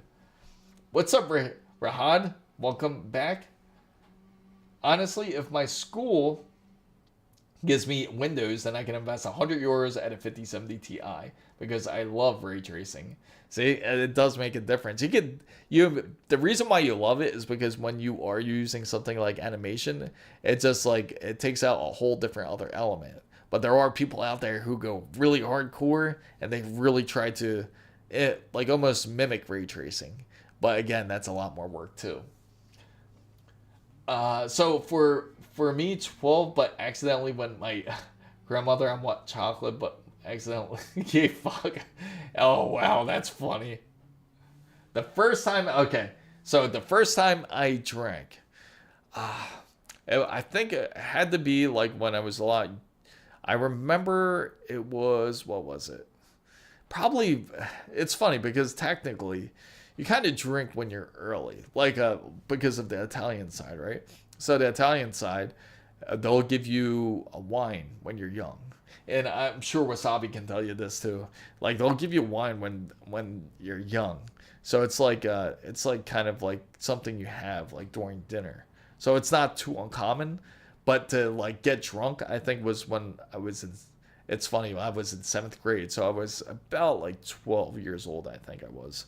And I was with my friend. So what we did was we grabbed juice and we went to my father's liquor cabinet, and we actually poured some it was some vodka and some fruit punch, and we put that together, and it was the first time we got drunk. So we were kind of just like skating around drunk at 11 years old. Luckily, I didn't get caught, but I think my father knew that some of the liquor was like gone, but I don't think he really truly knew that it was us that did it. Oh, okay. But yeah, here in Italy, yeah, absolutely, sure. Enjoy your meal. What did you get, by the way? What kind of food did you get? Check out Discord. I asked AI to make a modern Pentium. It looks awesome. Keep the OG style. All right. Yeah, for sure. Let's check it out. Let's check out what Genomorph came out with. And let me see. Right. Let's see. I'm opening it up now. That's funny. This really does look like a throwback here. This does look that is awesome, I gotta say. Take a look, guys. That's what he sent right there. What do you guys think? So they've even put 2026 on it. Can you imagine that? They put 2026 on there just to let you know this isn't your older processor here. This is a brand new processor. My first alcohol drink was Jägermeister. So even the color to packet, no, that's actually pretty crazy. You think people would buy that up, right? Like especially people that have the nostalgia of it.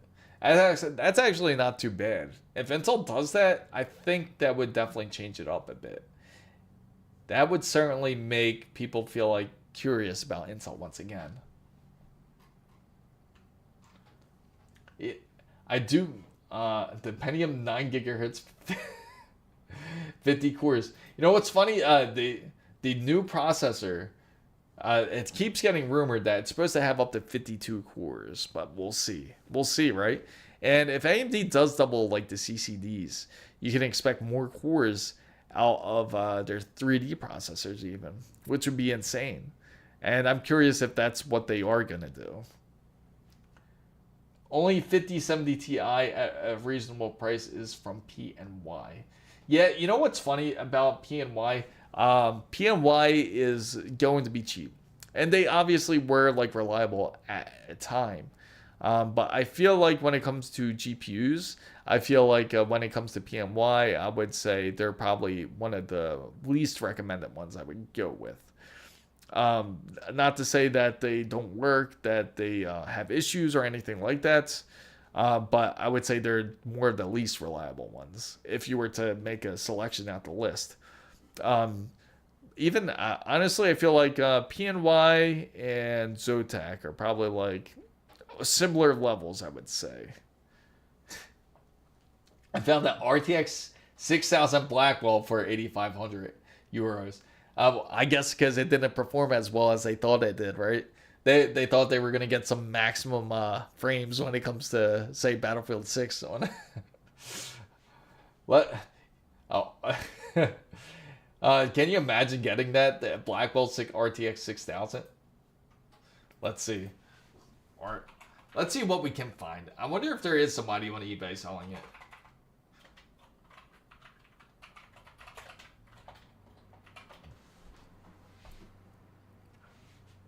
Server supply. I found the. Oh yeah.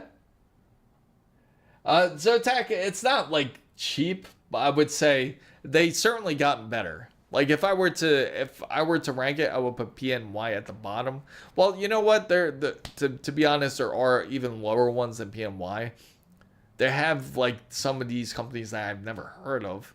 Or what's actually there's another company. I can't think of who it was, but there's actually another company that I dislike more than PNY. But it's a company from China that's they're quite terrible too. And they come out with practically RTX versions too. I don't recommend them. Then it goes PNY. Then I would put Zotac like at probably they're decent, but I wouldn't say they're at the level of. I feel that it's a whole different level when you compare like say MSI, Gigabyte, and ASUS when it comes to the GPU side. To be honest. So, pal, here goes one. Here, it's on sale. Save $500 for anybody who wants to look for a NVIDIA RTX 6000 Blackwell Workstation Edition. Here it is right here. There it is. Beautiful. Only $84.95. You can get 96 gigabytes of G7, 1.8 terabytes of memory bandwidth. Palette is the company you dislike more than... Yes! You are good. You know exactly what I was talking about, Blue and Lily. Palette. Yes, nice call. PNY and Game Word. Yes. Yes, exactly. Also the same with the Galaxy and KFA too. Yes. They're pretty much like that. And that's exactly how I feel. Yeah, it's funny because it's like when they come out with their GPUs, you know what's funny? Remember when the 50 series came out? And it was practically sold out everywhere. But for some reason, Palette comes out with theirs, and they actually get some in stock, but it just isn't. It just is not that much of a hot commodity because it's just quite terrible. And the people that do end up getting it start to have all these issues with it too. I think one of them had an issue with the whole heatsink with the card as well when it came to the 5090, which is insane. The most random... Exactly, and that's the problem. They have just like heatsink issues. But you know what won't have a problem? NVIDIA's RTX 6000 Blackwell. What's this? This is every gamer's dream card right here. This is the 6000 Blackwell Workstation Edition. It's 96 gigabytes of G7. So if 32 gigabytes of G7 is not enough for you, get the RTX Pro 6000 Blackwell Edition. I have a sin to confess. I got into PC with a pre-build because I had no knowledge of PCs, and it has 6 gigabytes of... Oh, that's all. Oh, man. It's all right. We all been there. I think most people who started to get into PCs was with a pre-built PC. Nobody, I don't think, really has started with a custom-built PC unless... again, it could change a lot especially with this generation because you have YouTube practically readily available, so you can really kind of research everything about it. I think most people end up growing up with a pre-built and then figured out how to kind of build a PC. Because the funny thing is, like, I was the pre-built PC, speaking of which, is I would always end up modifying the pre-built PC. Like it was from Sony too, matter of fact, and we would put like I remember putting a different processor. I would add a GPU, put more RAM just to get more power out of it, so I can be able to try to game. And every excuse was either for it's either the PC's not running good. I would tell my dad the PC's not running good because it doesn't have this, or it's not running good because it doesn't have this. Like for example, RAM. Or I would say like. Just like my favorite excuse, I need a GPU for homework because I couldn't do my homework without it. So, what about GameWord? I know it's a random Chinese company that no one has heard about. Galaxy, PNY, Palette, GameWord, Manly. That's quite the list there. That is an accurate list. Yeah, like... I have zero knowledge of PC building, and let's say you have a lot of money, and like you have a Radeon Pro W7800 32 gigabytes, a Pro W7830. Wow, this must be good for the price. Then they should add workstation GPU for people with. Absolutely, because now it's clear. Like when you see this, you know it's a workstation GPU. I mean, it looks like a workstation GPU. Like when you look at it, it's obvious for the most part. So, you know what's funny? I kind of want to go into reviews to see if anybody tried to game with it. Like, if they give positive ratings because of gaming. I had zero knowledge and felt overwhelmed when putting together expensive... Oh, that's tough. That's always tough. The cheapest white 5070 Ti has the anime girl on it. Oh, really? Does it? Oh, you gotta send it in Discord. I would love to display it. I built my custom from scratch. That's awesome. It's always good to, if you can build it like straight from just like getting all the components together, that is amazing. Did you get the waifu car? What brand is this? Yes, Manly. The Manly Polar Fox? The Gooder Reef car. Oh, I'm not. All right, let's look it up. Yeah, we gotta look this up. The Manly Polar Fox 5070 Ti.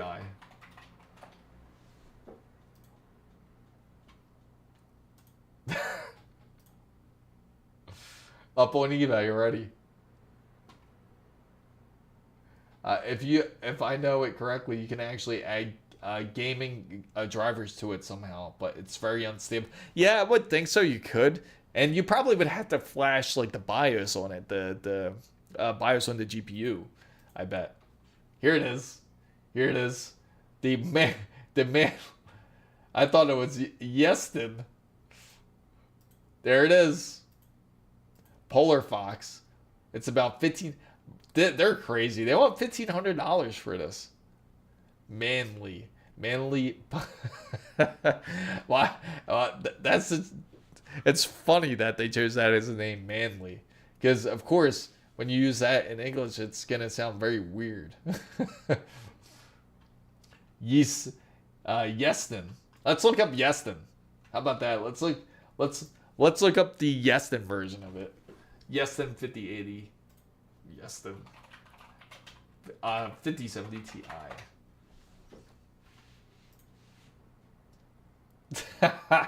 Oh man. All right. I gotta share this. Yeston has theirs. Yes. There you go. Right here. The ultimate GPU. The Yeston 16 gigabytes. 200. Only 1,050 for it. What? It's actually 850. What do you think of the Ryzen 7 7700X and the 70? Yes, excellent combo, and they will work together very well. So that's a great combination if you could put those two together. Gamers Nexus visited Yeston while he was in. Oh, did he really? That was Yeston. That's funny. Here it is, right here. It's funny too because it's just like, take a look at that. The Atlantis Overclock Edition.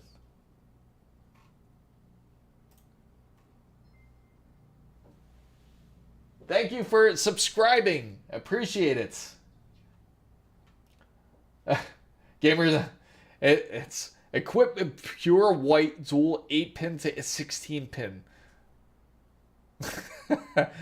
Oh man, this it makes me wish I had the sound effect right here for it. Oh man, this is so funny. That GPU is someone who still plays Purple Place on Windows 7. Oh man, Model A Sakura, white breathing lights. That's just that just sounds creepy. 5070 Ti is 200 euros more expensive. Well, too bad I can't afford it. Oh man. Here it is. This is somebody. So Pepe got it. And he said, finally got a new GPU from Yeston. This RTX 5070 Ti Sakura Atlantis with the fan shroud pastel looks really nice and it blends in. And let's see how it looks inside of a PC. He shows it inside the PC build right here. So in the end, I decided to reinstate my old PC and add the 5070 Ti. What's up, Johan?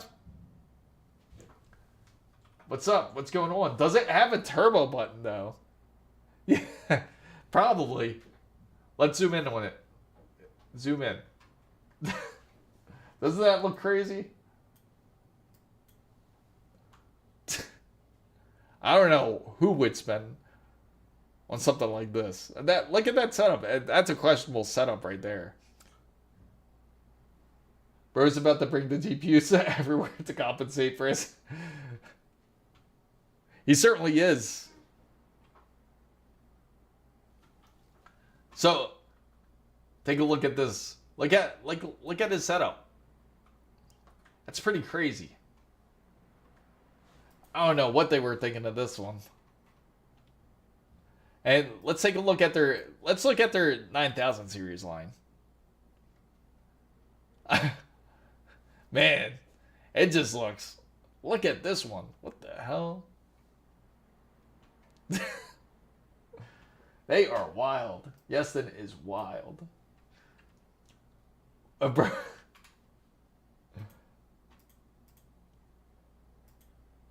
There you go. For anybody out there, and look, did you see the fan shroud? Right here? Where'd it go?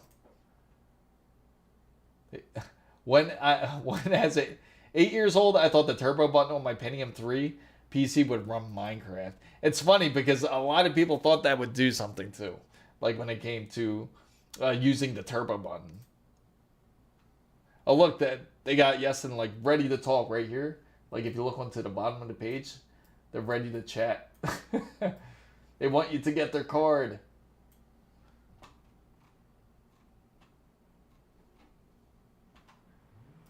Man, this is just... Look at this. Look how they display the specifications.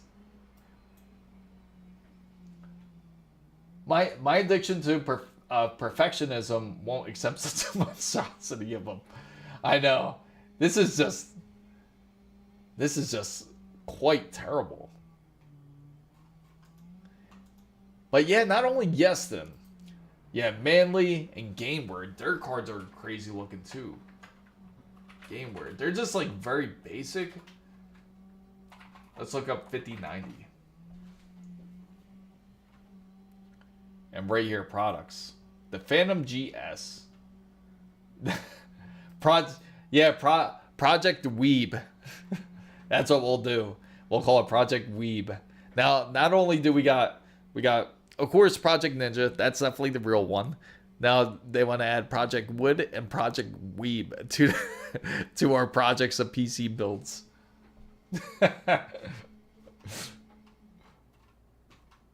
So it looks like for them, this is their card here. This is GameWord's version, and this is their 5090.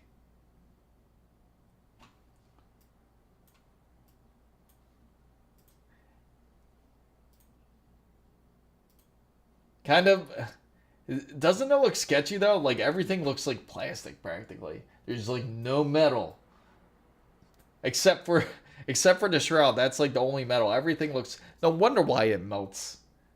Like imagine how much heat has to go through this.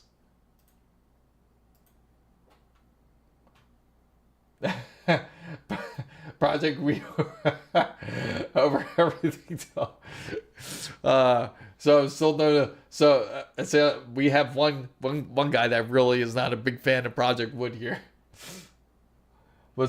So explain our brand loyalty. Imagine a full MSI build. You know what I was really hoping out of Project Wood here? Like we could get sponsored by the likes of like a Home Depot or like a home improvement store, you know? Those cards are wild, but not as wild as Galaxy Hall of Fame RTX 5090 with the... Oh, really? That's right, they do have that. I almost forgot all about that, Takuma. That's a good point you brought up. In fact, let's look it up. I do. You just refreshed my memory here. RTX 5090. Right here. You know what's crazy too? There's not a lot of PSUs out there that offer dual 16 pins. Only one that I certainly know of. Like we actually discussed it. Thermaltake's 1650 watt PSU actually has dual 12 volt high power ports in it. And let's see here. So it adds 15. So 15% more air pressure. Seven. I don't know what +7 is. Larger, maybe 7 extra blades. That's a weird number to put. Maybe they meant 7% large. Okay, so -5% noise level, so decibels, I'm assuming, and then 3 Celsius temperature. Then, okay, they mean 3 degrees less than the predecessor. And then the ring blade design. And the connectivity 3 display ports, HDMI 2. What's with the cable melting on the 5090s? Is it only the MSI or not just 5090? It's funny because it seems like recently they keep showing like these MSIs, but most of the time I can tell you, most of the case what happens is when it comes to those 16 pin dual, I mean not dual, but the 16 pin connectors, it's mostly people that don't, I feel that don't truly sit their 12 volt high power pin all the way. Because even in our Discord, we had somebody that actually installed a GPU and they didn't seed it all the way, but luckily it wasn't plugged in enough to the point where the system didn't start. So that's always, of course, it's good that that didn't happen, but usually it's user error because it seemed like one user felt that you can have a little bit of yellow sticking out, like you're supposed to have some of it sticking out. But obviously you're not. And if you see any of the yellows sticking out when it comes to those 12 volt high power ports, you got to make sure it's fully seated to where you don't see any of the yellows sticking out. I sent you the link of the Crazy Hall of Fame card. Awesome. Definitely will open it. Let's see. Going to Discord right now. So if anybody's just joining, we do have a Discord. Feel free to join it. It is absolutely free to join. We finally hit over 120 members in Discord. Big congratulations for the fan bam.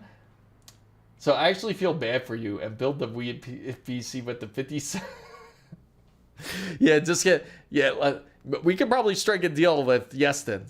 But do you think they'll accept our terms about being truthful about like how we think of their performance when it comes to their GPUs here?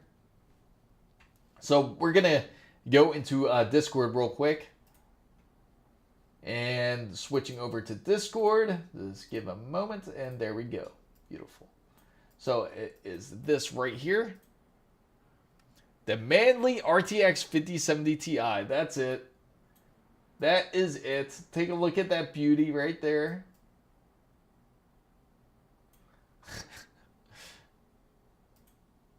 So, wonderful. Only 854 euros. Imagine the anime girl pain starts. I know. Oh man. Okay.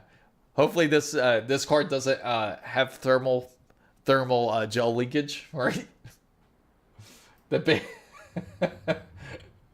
I just would hope that the especially can you put it through like a high intense game. Can you imagine how it would perform? It's in the general. That is hilarious. Oh, here we go, Takuma. Okay, so right here, this is, let me switch back over to the browser side. And this is what it looks like. And let me zoom in on the 12. There it is. Isn't that crazy? That is freaking crazy. But that connection looks sketchy. Doesn't it? Doesn't it look a bit sketchy for a card?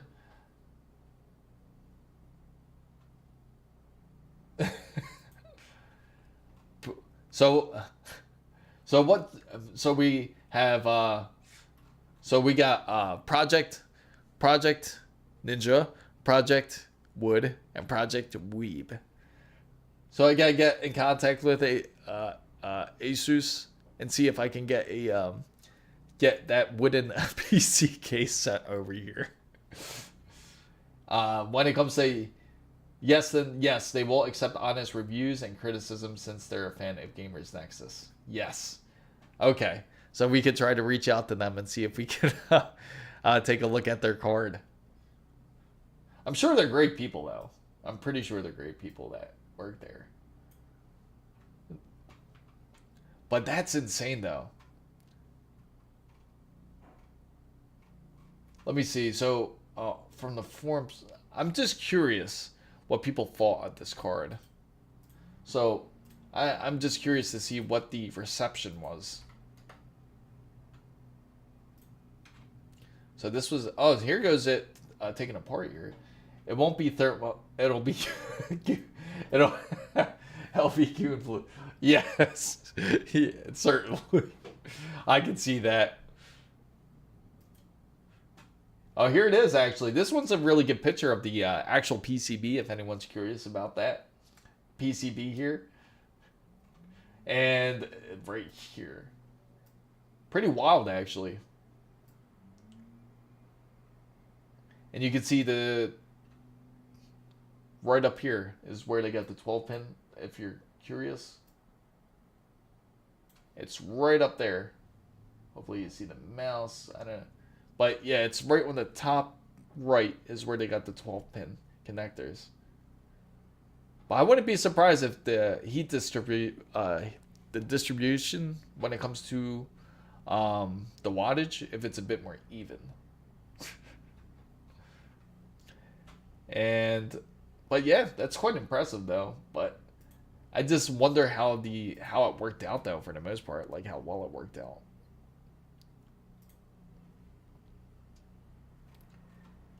CPU holder. Now that's just weird, right? I just so happened to click tables, right? And someone said take a look at this. But why would they call it this? NVIDIA is about to put a file. Yeah, I could see that over the. That's all. That would be on a. Yeah, exactly. Yeah, that's not a good thing to put. So, right here, take a look at this table. $60, but they call this the CPU holder. I think that they meant PC holder. I got 5 stars, but I wouldn't trust this website. It's called Vernal, and especially how cheap the table. Maybe it's just that attachment is $60, right? This says for standing desk, except executive desk. So if anyone has a standing desk, you can bolt this on.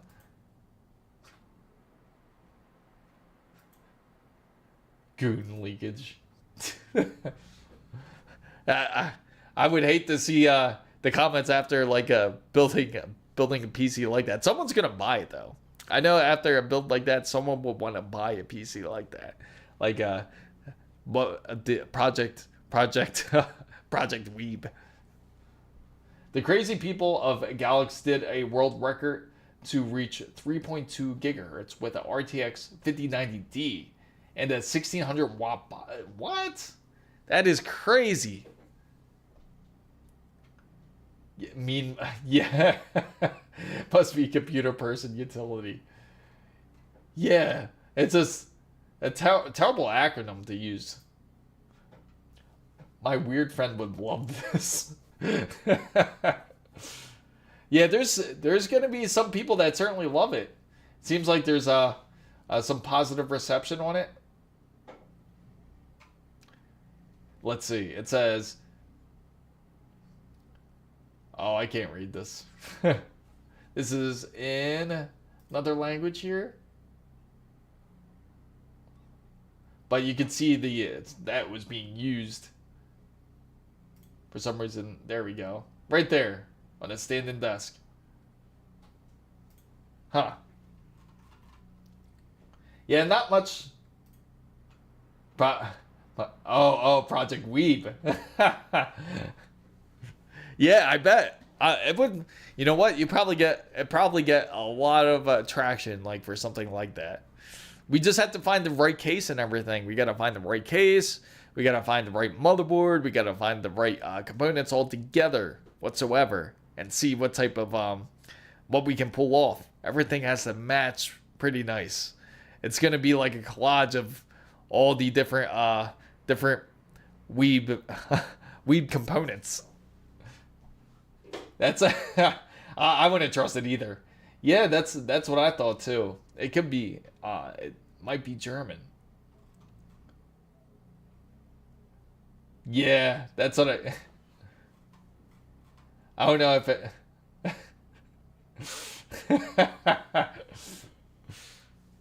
Oh man. Let's see. Let's see. We gotta find a does anybody know a case? Let's see.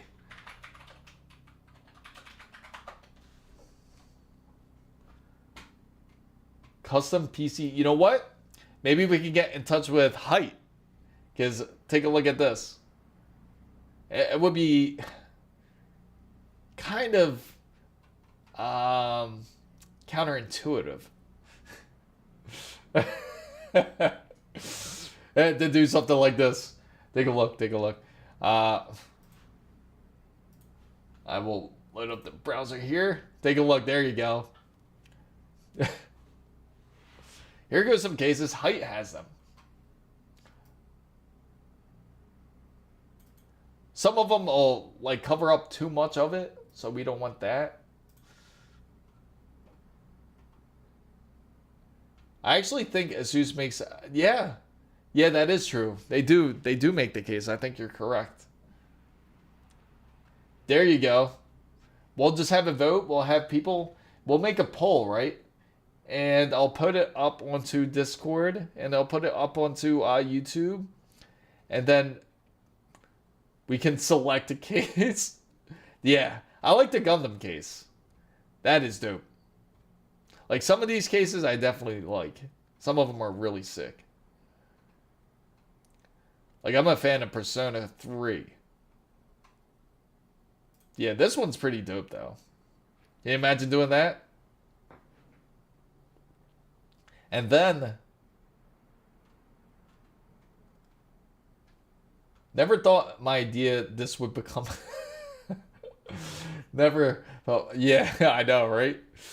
It could. It's a possibility. We're thinking of it.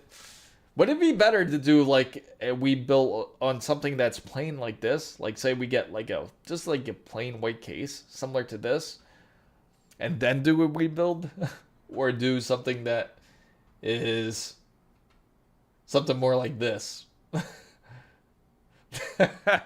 That's just, it would just be. I miss the CD holders. A weird case like this, right? Just like this one. Okay. Yeah, get stickers, right? That's a good idea. I miss the CD holder so much. It was so satisfying to read the insert third disc. Absolutely. That was always nice to have, like when we did have the whole CD holders. Look, I like the description here. Massive 4-slot vertical GPUs. Y70 grows a GPU support to 4 slots with additional airflow. Oh man, now it makes me want to find some sound effects for this. And you know, we obviously got to have the display, right? We got to have this display, but with we got to put weeb stuff on there.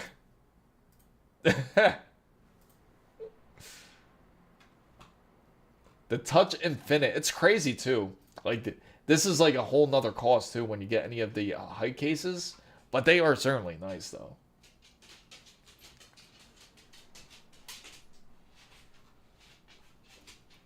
And I'm pretty sure we can find it would look crazy too, right? Like, can you imagine all the parts all together, all the components? And it'd be crazy to see like what type of benchmarks we could get out of it. So it sounds like a lot of people are interested in something like this. Oh, I can't take it. Oh man, that's so funny. You know what's crazy? Here goes another one here. This one's wild. You could actually change like the different fan shrouds on it. Yeah, you hear him, right? That's just Jonah. He just walked in. Let me see. He just walked in. He's chilling. Yes, and Sakura is a good option. Absolutely. Take a look at this. This one you could actually change out the fan shrouds too. There you go. You can change out the different fan shrouds on it.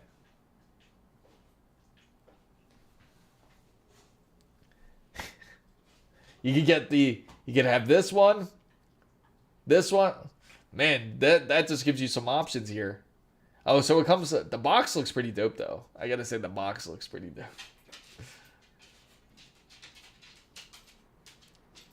But yeah, this one is very weebish for the most part, right?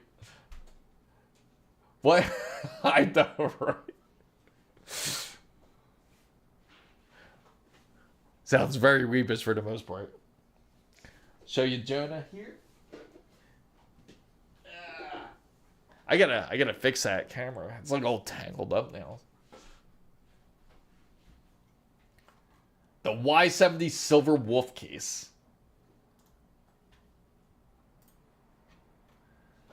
And then when it comes to the like motherboard and everything, right?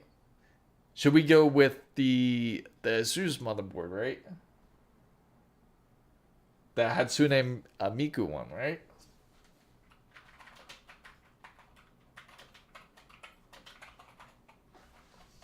Oh man, it's actually like one of the highest searched ones too.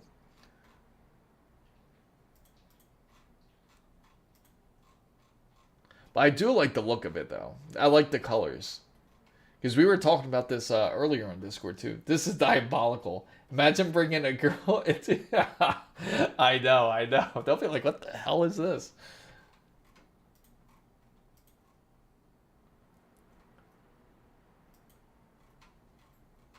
There you go.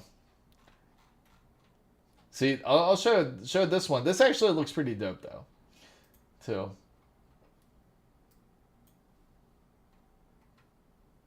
Dual. The colors fit nicely on it. This would be wild. Like I'm trying to imagine like having the Silver Wolf case, right? And then you have this, the Hatsune Miku motherboard, and then you also have the Yeston GPU. Just imagine that combination. It's gonna look pretty crazy looking.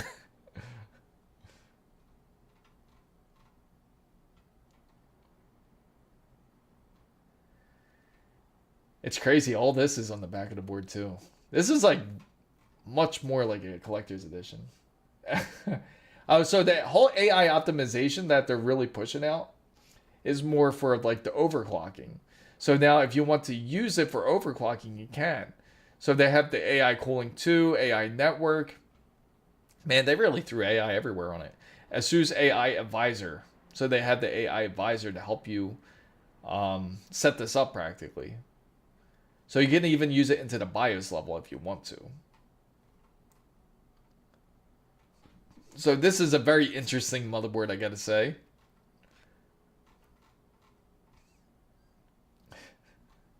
And then, yeah, can you imagine all that combination? So we have an idea, but I don't think that it's gotten to the point where they have it on actually RAM, right?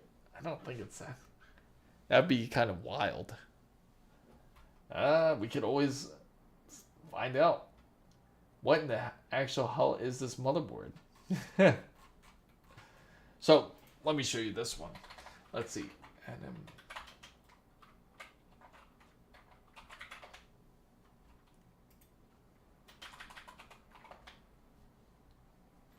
maybe...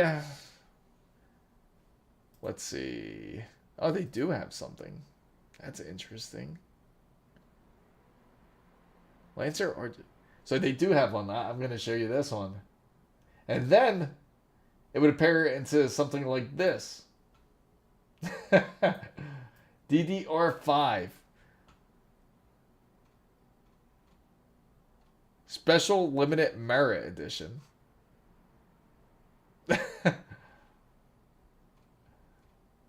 That would be one crazy mix. So if you put this together... man, that's a lot of different waifus to put together, right?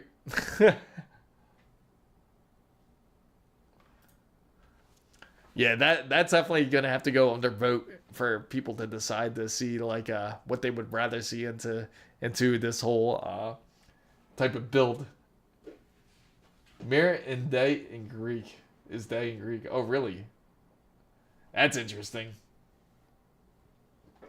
Yeah, so So could you imagine doing like all the builds, right? So far we have uh I don't think anybody wants to see the light of day happen with Project Wood. Because that would be very interesting. Can you imagine? Like I would have to wear gloves, like opening the box, just in case if I can't get like any splinters or anything while opening it up, because you don't want to get poked. Hopefully they sanded it fine enough to the point where we can be able to handle it. But yeah, that's a very interesting project to go about, I gotta say. Very interesting project. Let's see.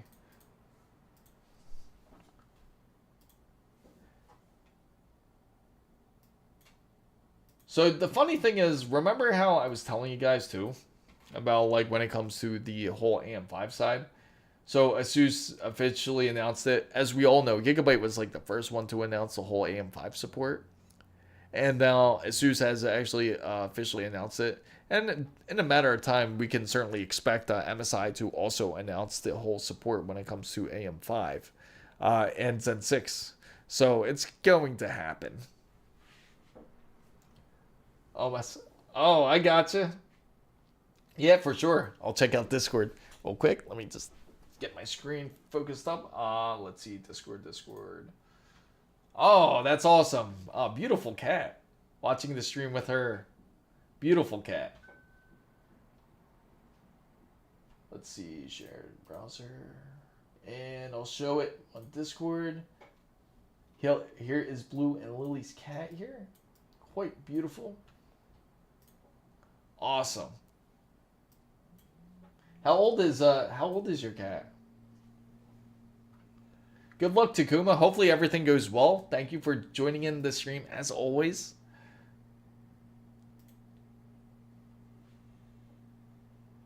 And I gotta say, yeah, Jonah's like knocked out too. Let me see. I'll share the Jonah cam before we end up going here. Let's see. Jonah. There he is. I don't know if you guys can see him. I know it's a little bit dark. I gotta get like his own spotlight. He might not appreciate it though, because he doesn't want to have a light shining on him when he's sleeping. Huh? I have to show him to keep. Oh no, you could see him. I think. Hopefully you guys can see him. He's around 1, but she was a stray and came crying at Christmas outside my house. Oh, that's awesome. That's awesome of you guys. I know it's not a lot of people are willing to do things like that, but that's awesome you were able to. Or the Seasonic Vertex Sakura. Okay, I gotta throw that onto the list. Vertex. Well, that's actually a very decent brand too. Sakura.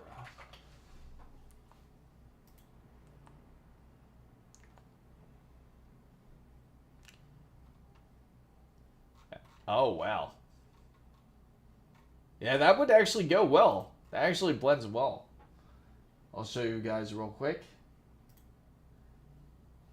That would go well with the all-white type of build. That's a good mention. I'll definitely throw this up there onto the list. She has a weird habit. Same. You know what's funny? My dog does the same exact thing. He likes to lick his feet, and that's something I notice he certainly likes to do like right before he sleeps. But this actually would match really well.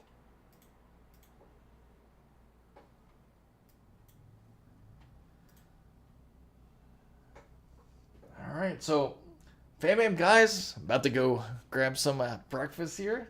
I thank everybody for coming into the live stream, and I appreciate for everyone spending some time and saying what they think of what type of builds. Hopefully everyone gets to enjoy Battlefield 6. Battlefield 6 is certainly a lot of fun to play. Let me turn back around here. Battlefield 6 is certainly a lot of fun to play. I'll turn off the Jonah cams there. And hopefully you guys get on. Feel free to to contact through Discord, as always. If you have any more questions or anything like that, feel free to ask, and I am more than willing to definitely answer them. I'm sure, yeah, I think so too. So I'm definitely going to throw that on the list. I actually really like this one. I think this would actually do well. And we'll definitely do a vote when it comes to the whole list, when it comes to doing this whole project. For sure, Project Weeb. But yeah, thanks a lot, everybody. I really appreciate you guys. And talk to you guys soon, and hopefully see you guys upcoming Wednesday. I'll try to stream earlier if I can. I'll try to stream some Battlefield 6 with you guys. I think you guys would certainly enjoy that. But yeah, I've been getting my ass kicked recently. But thanks again, everybody, for joining in. Hopefully all your questions got answered. And talk to you soon, and much love out there to the fan band.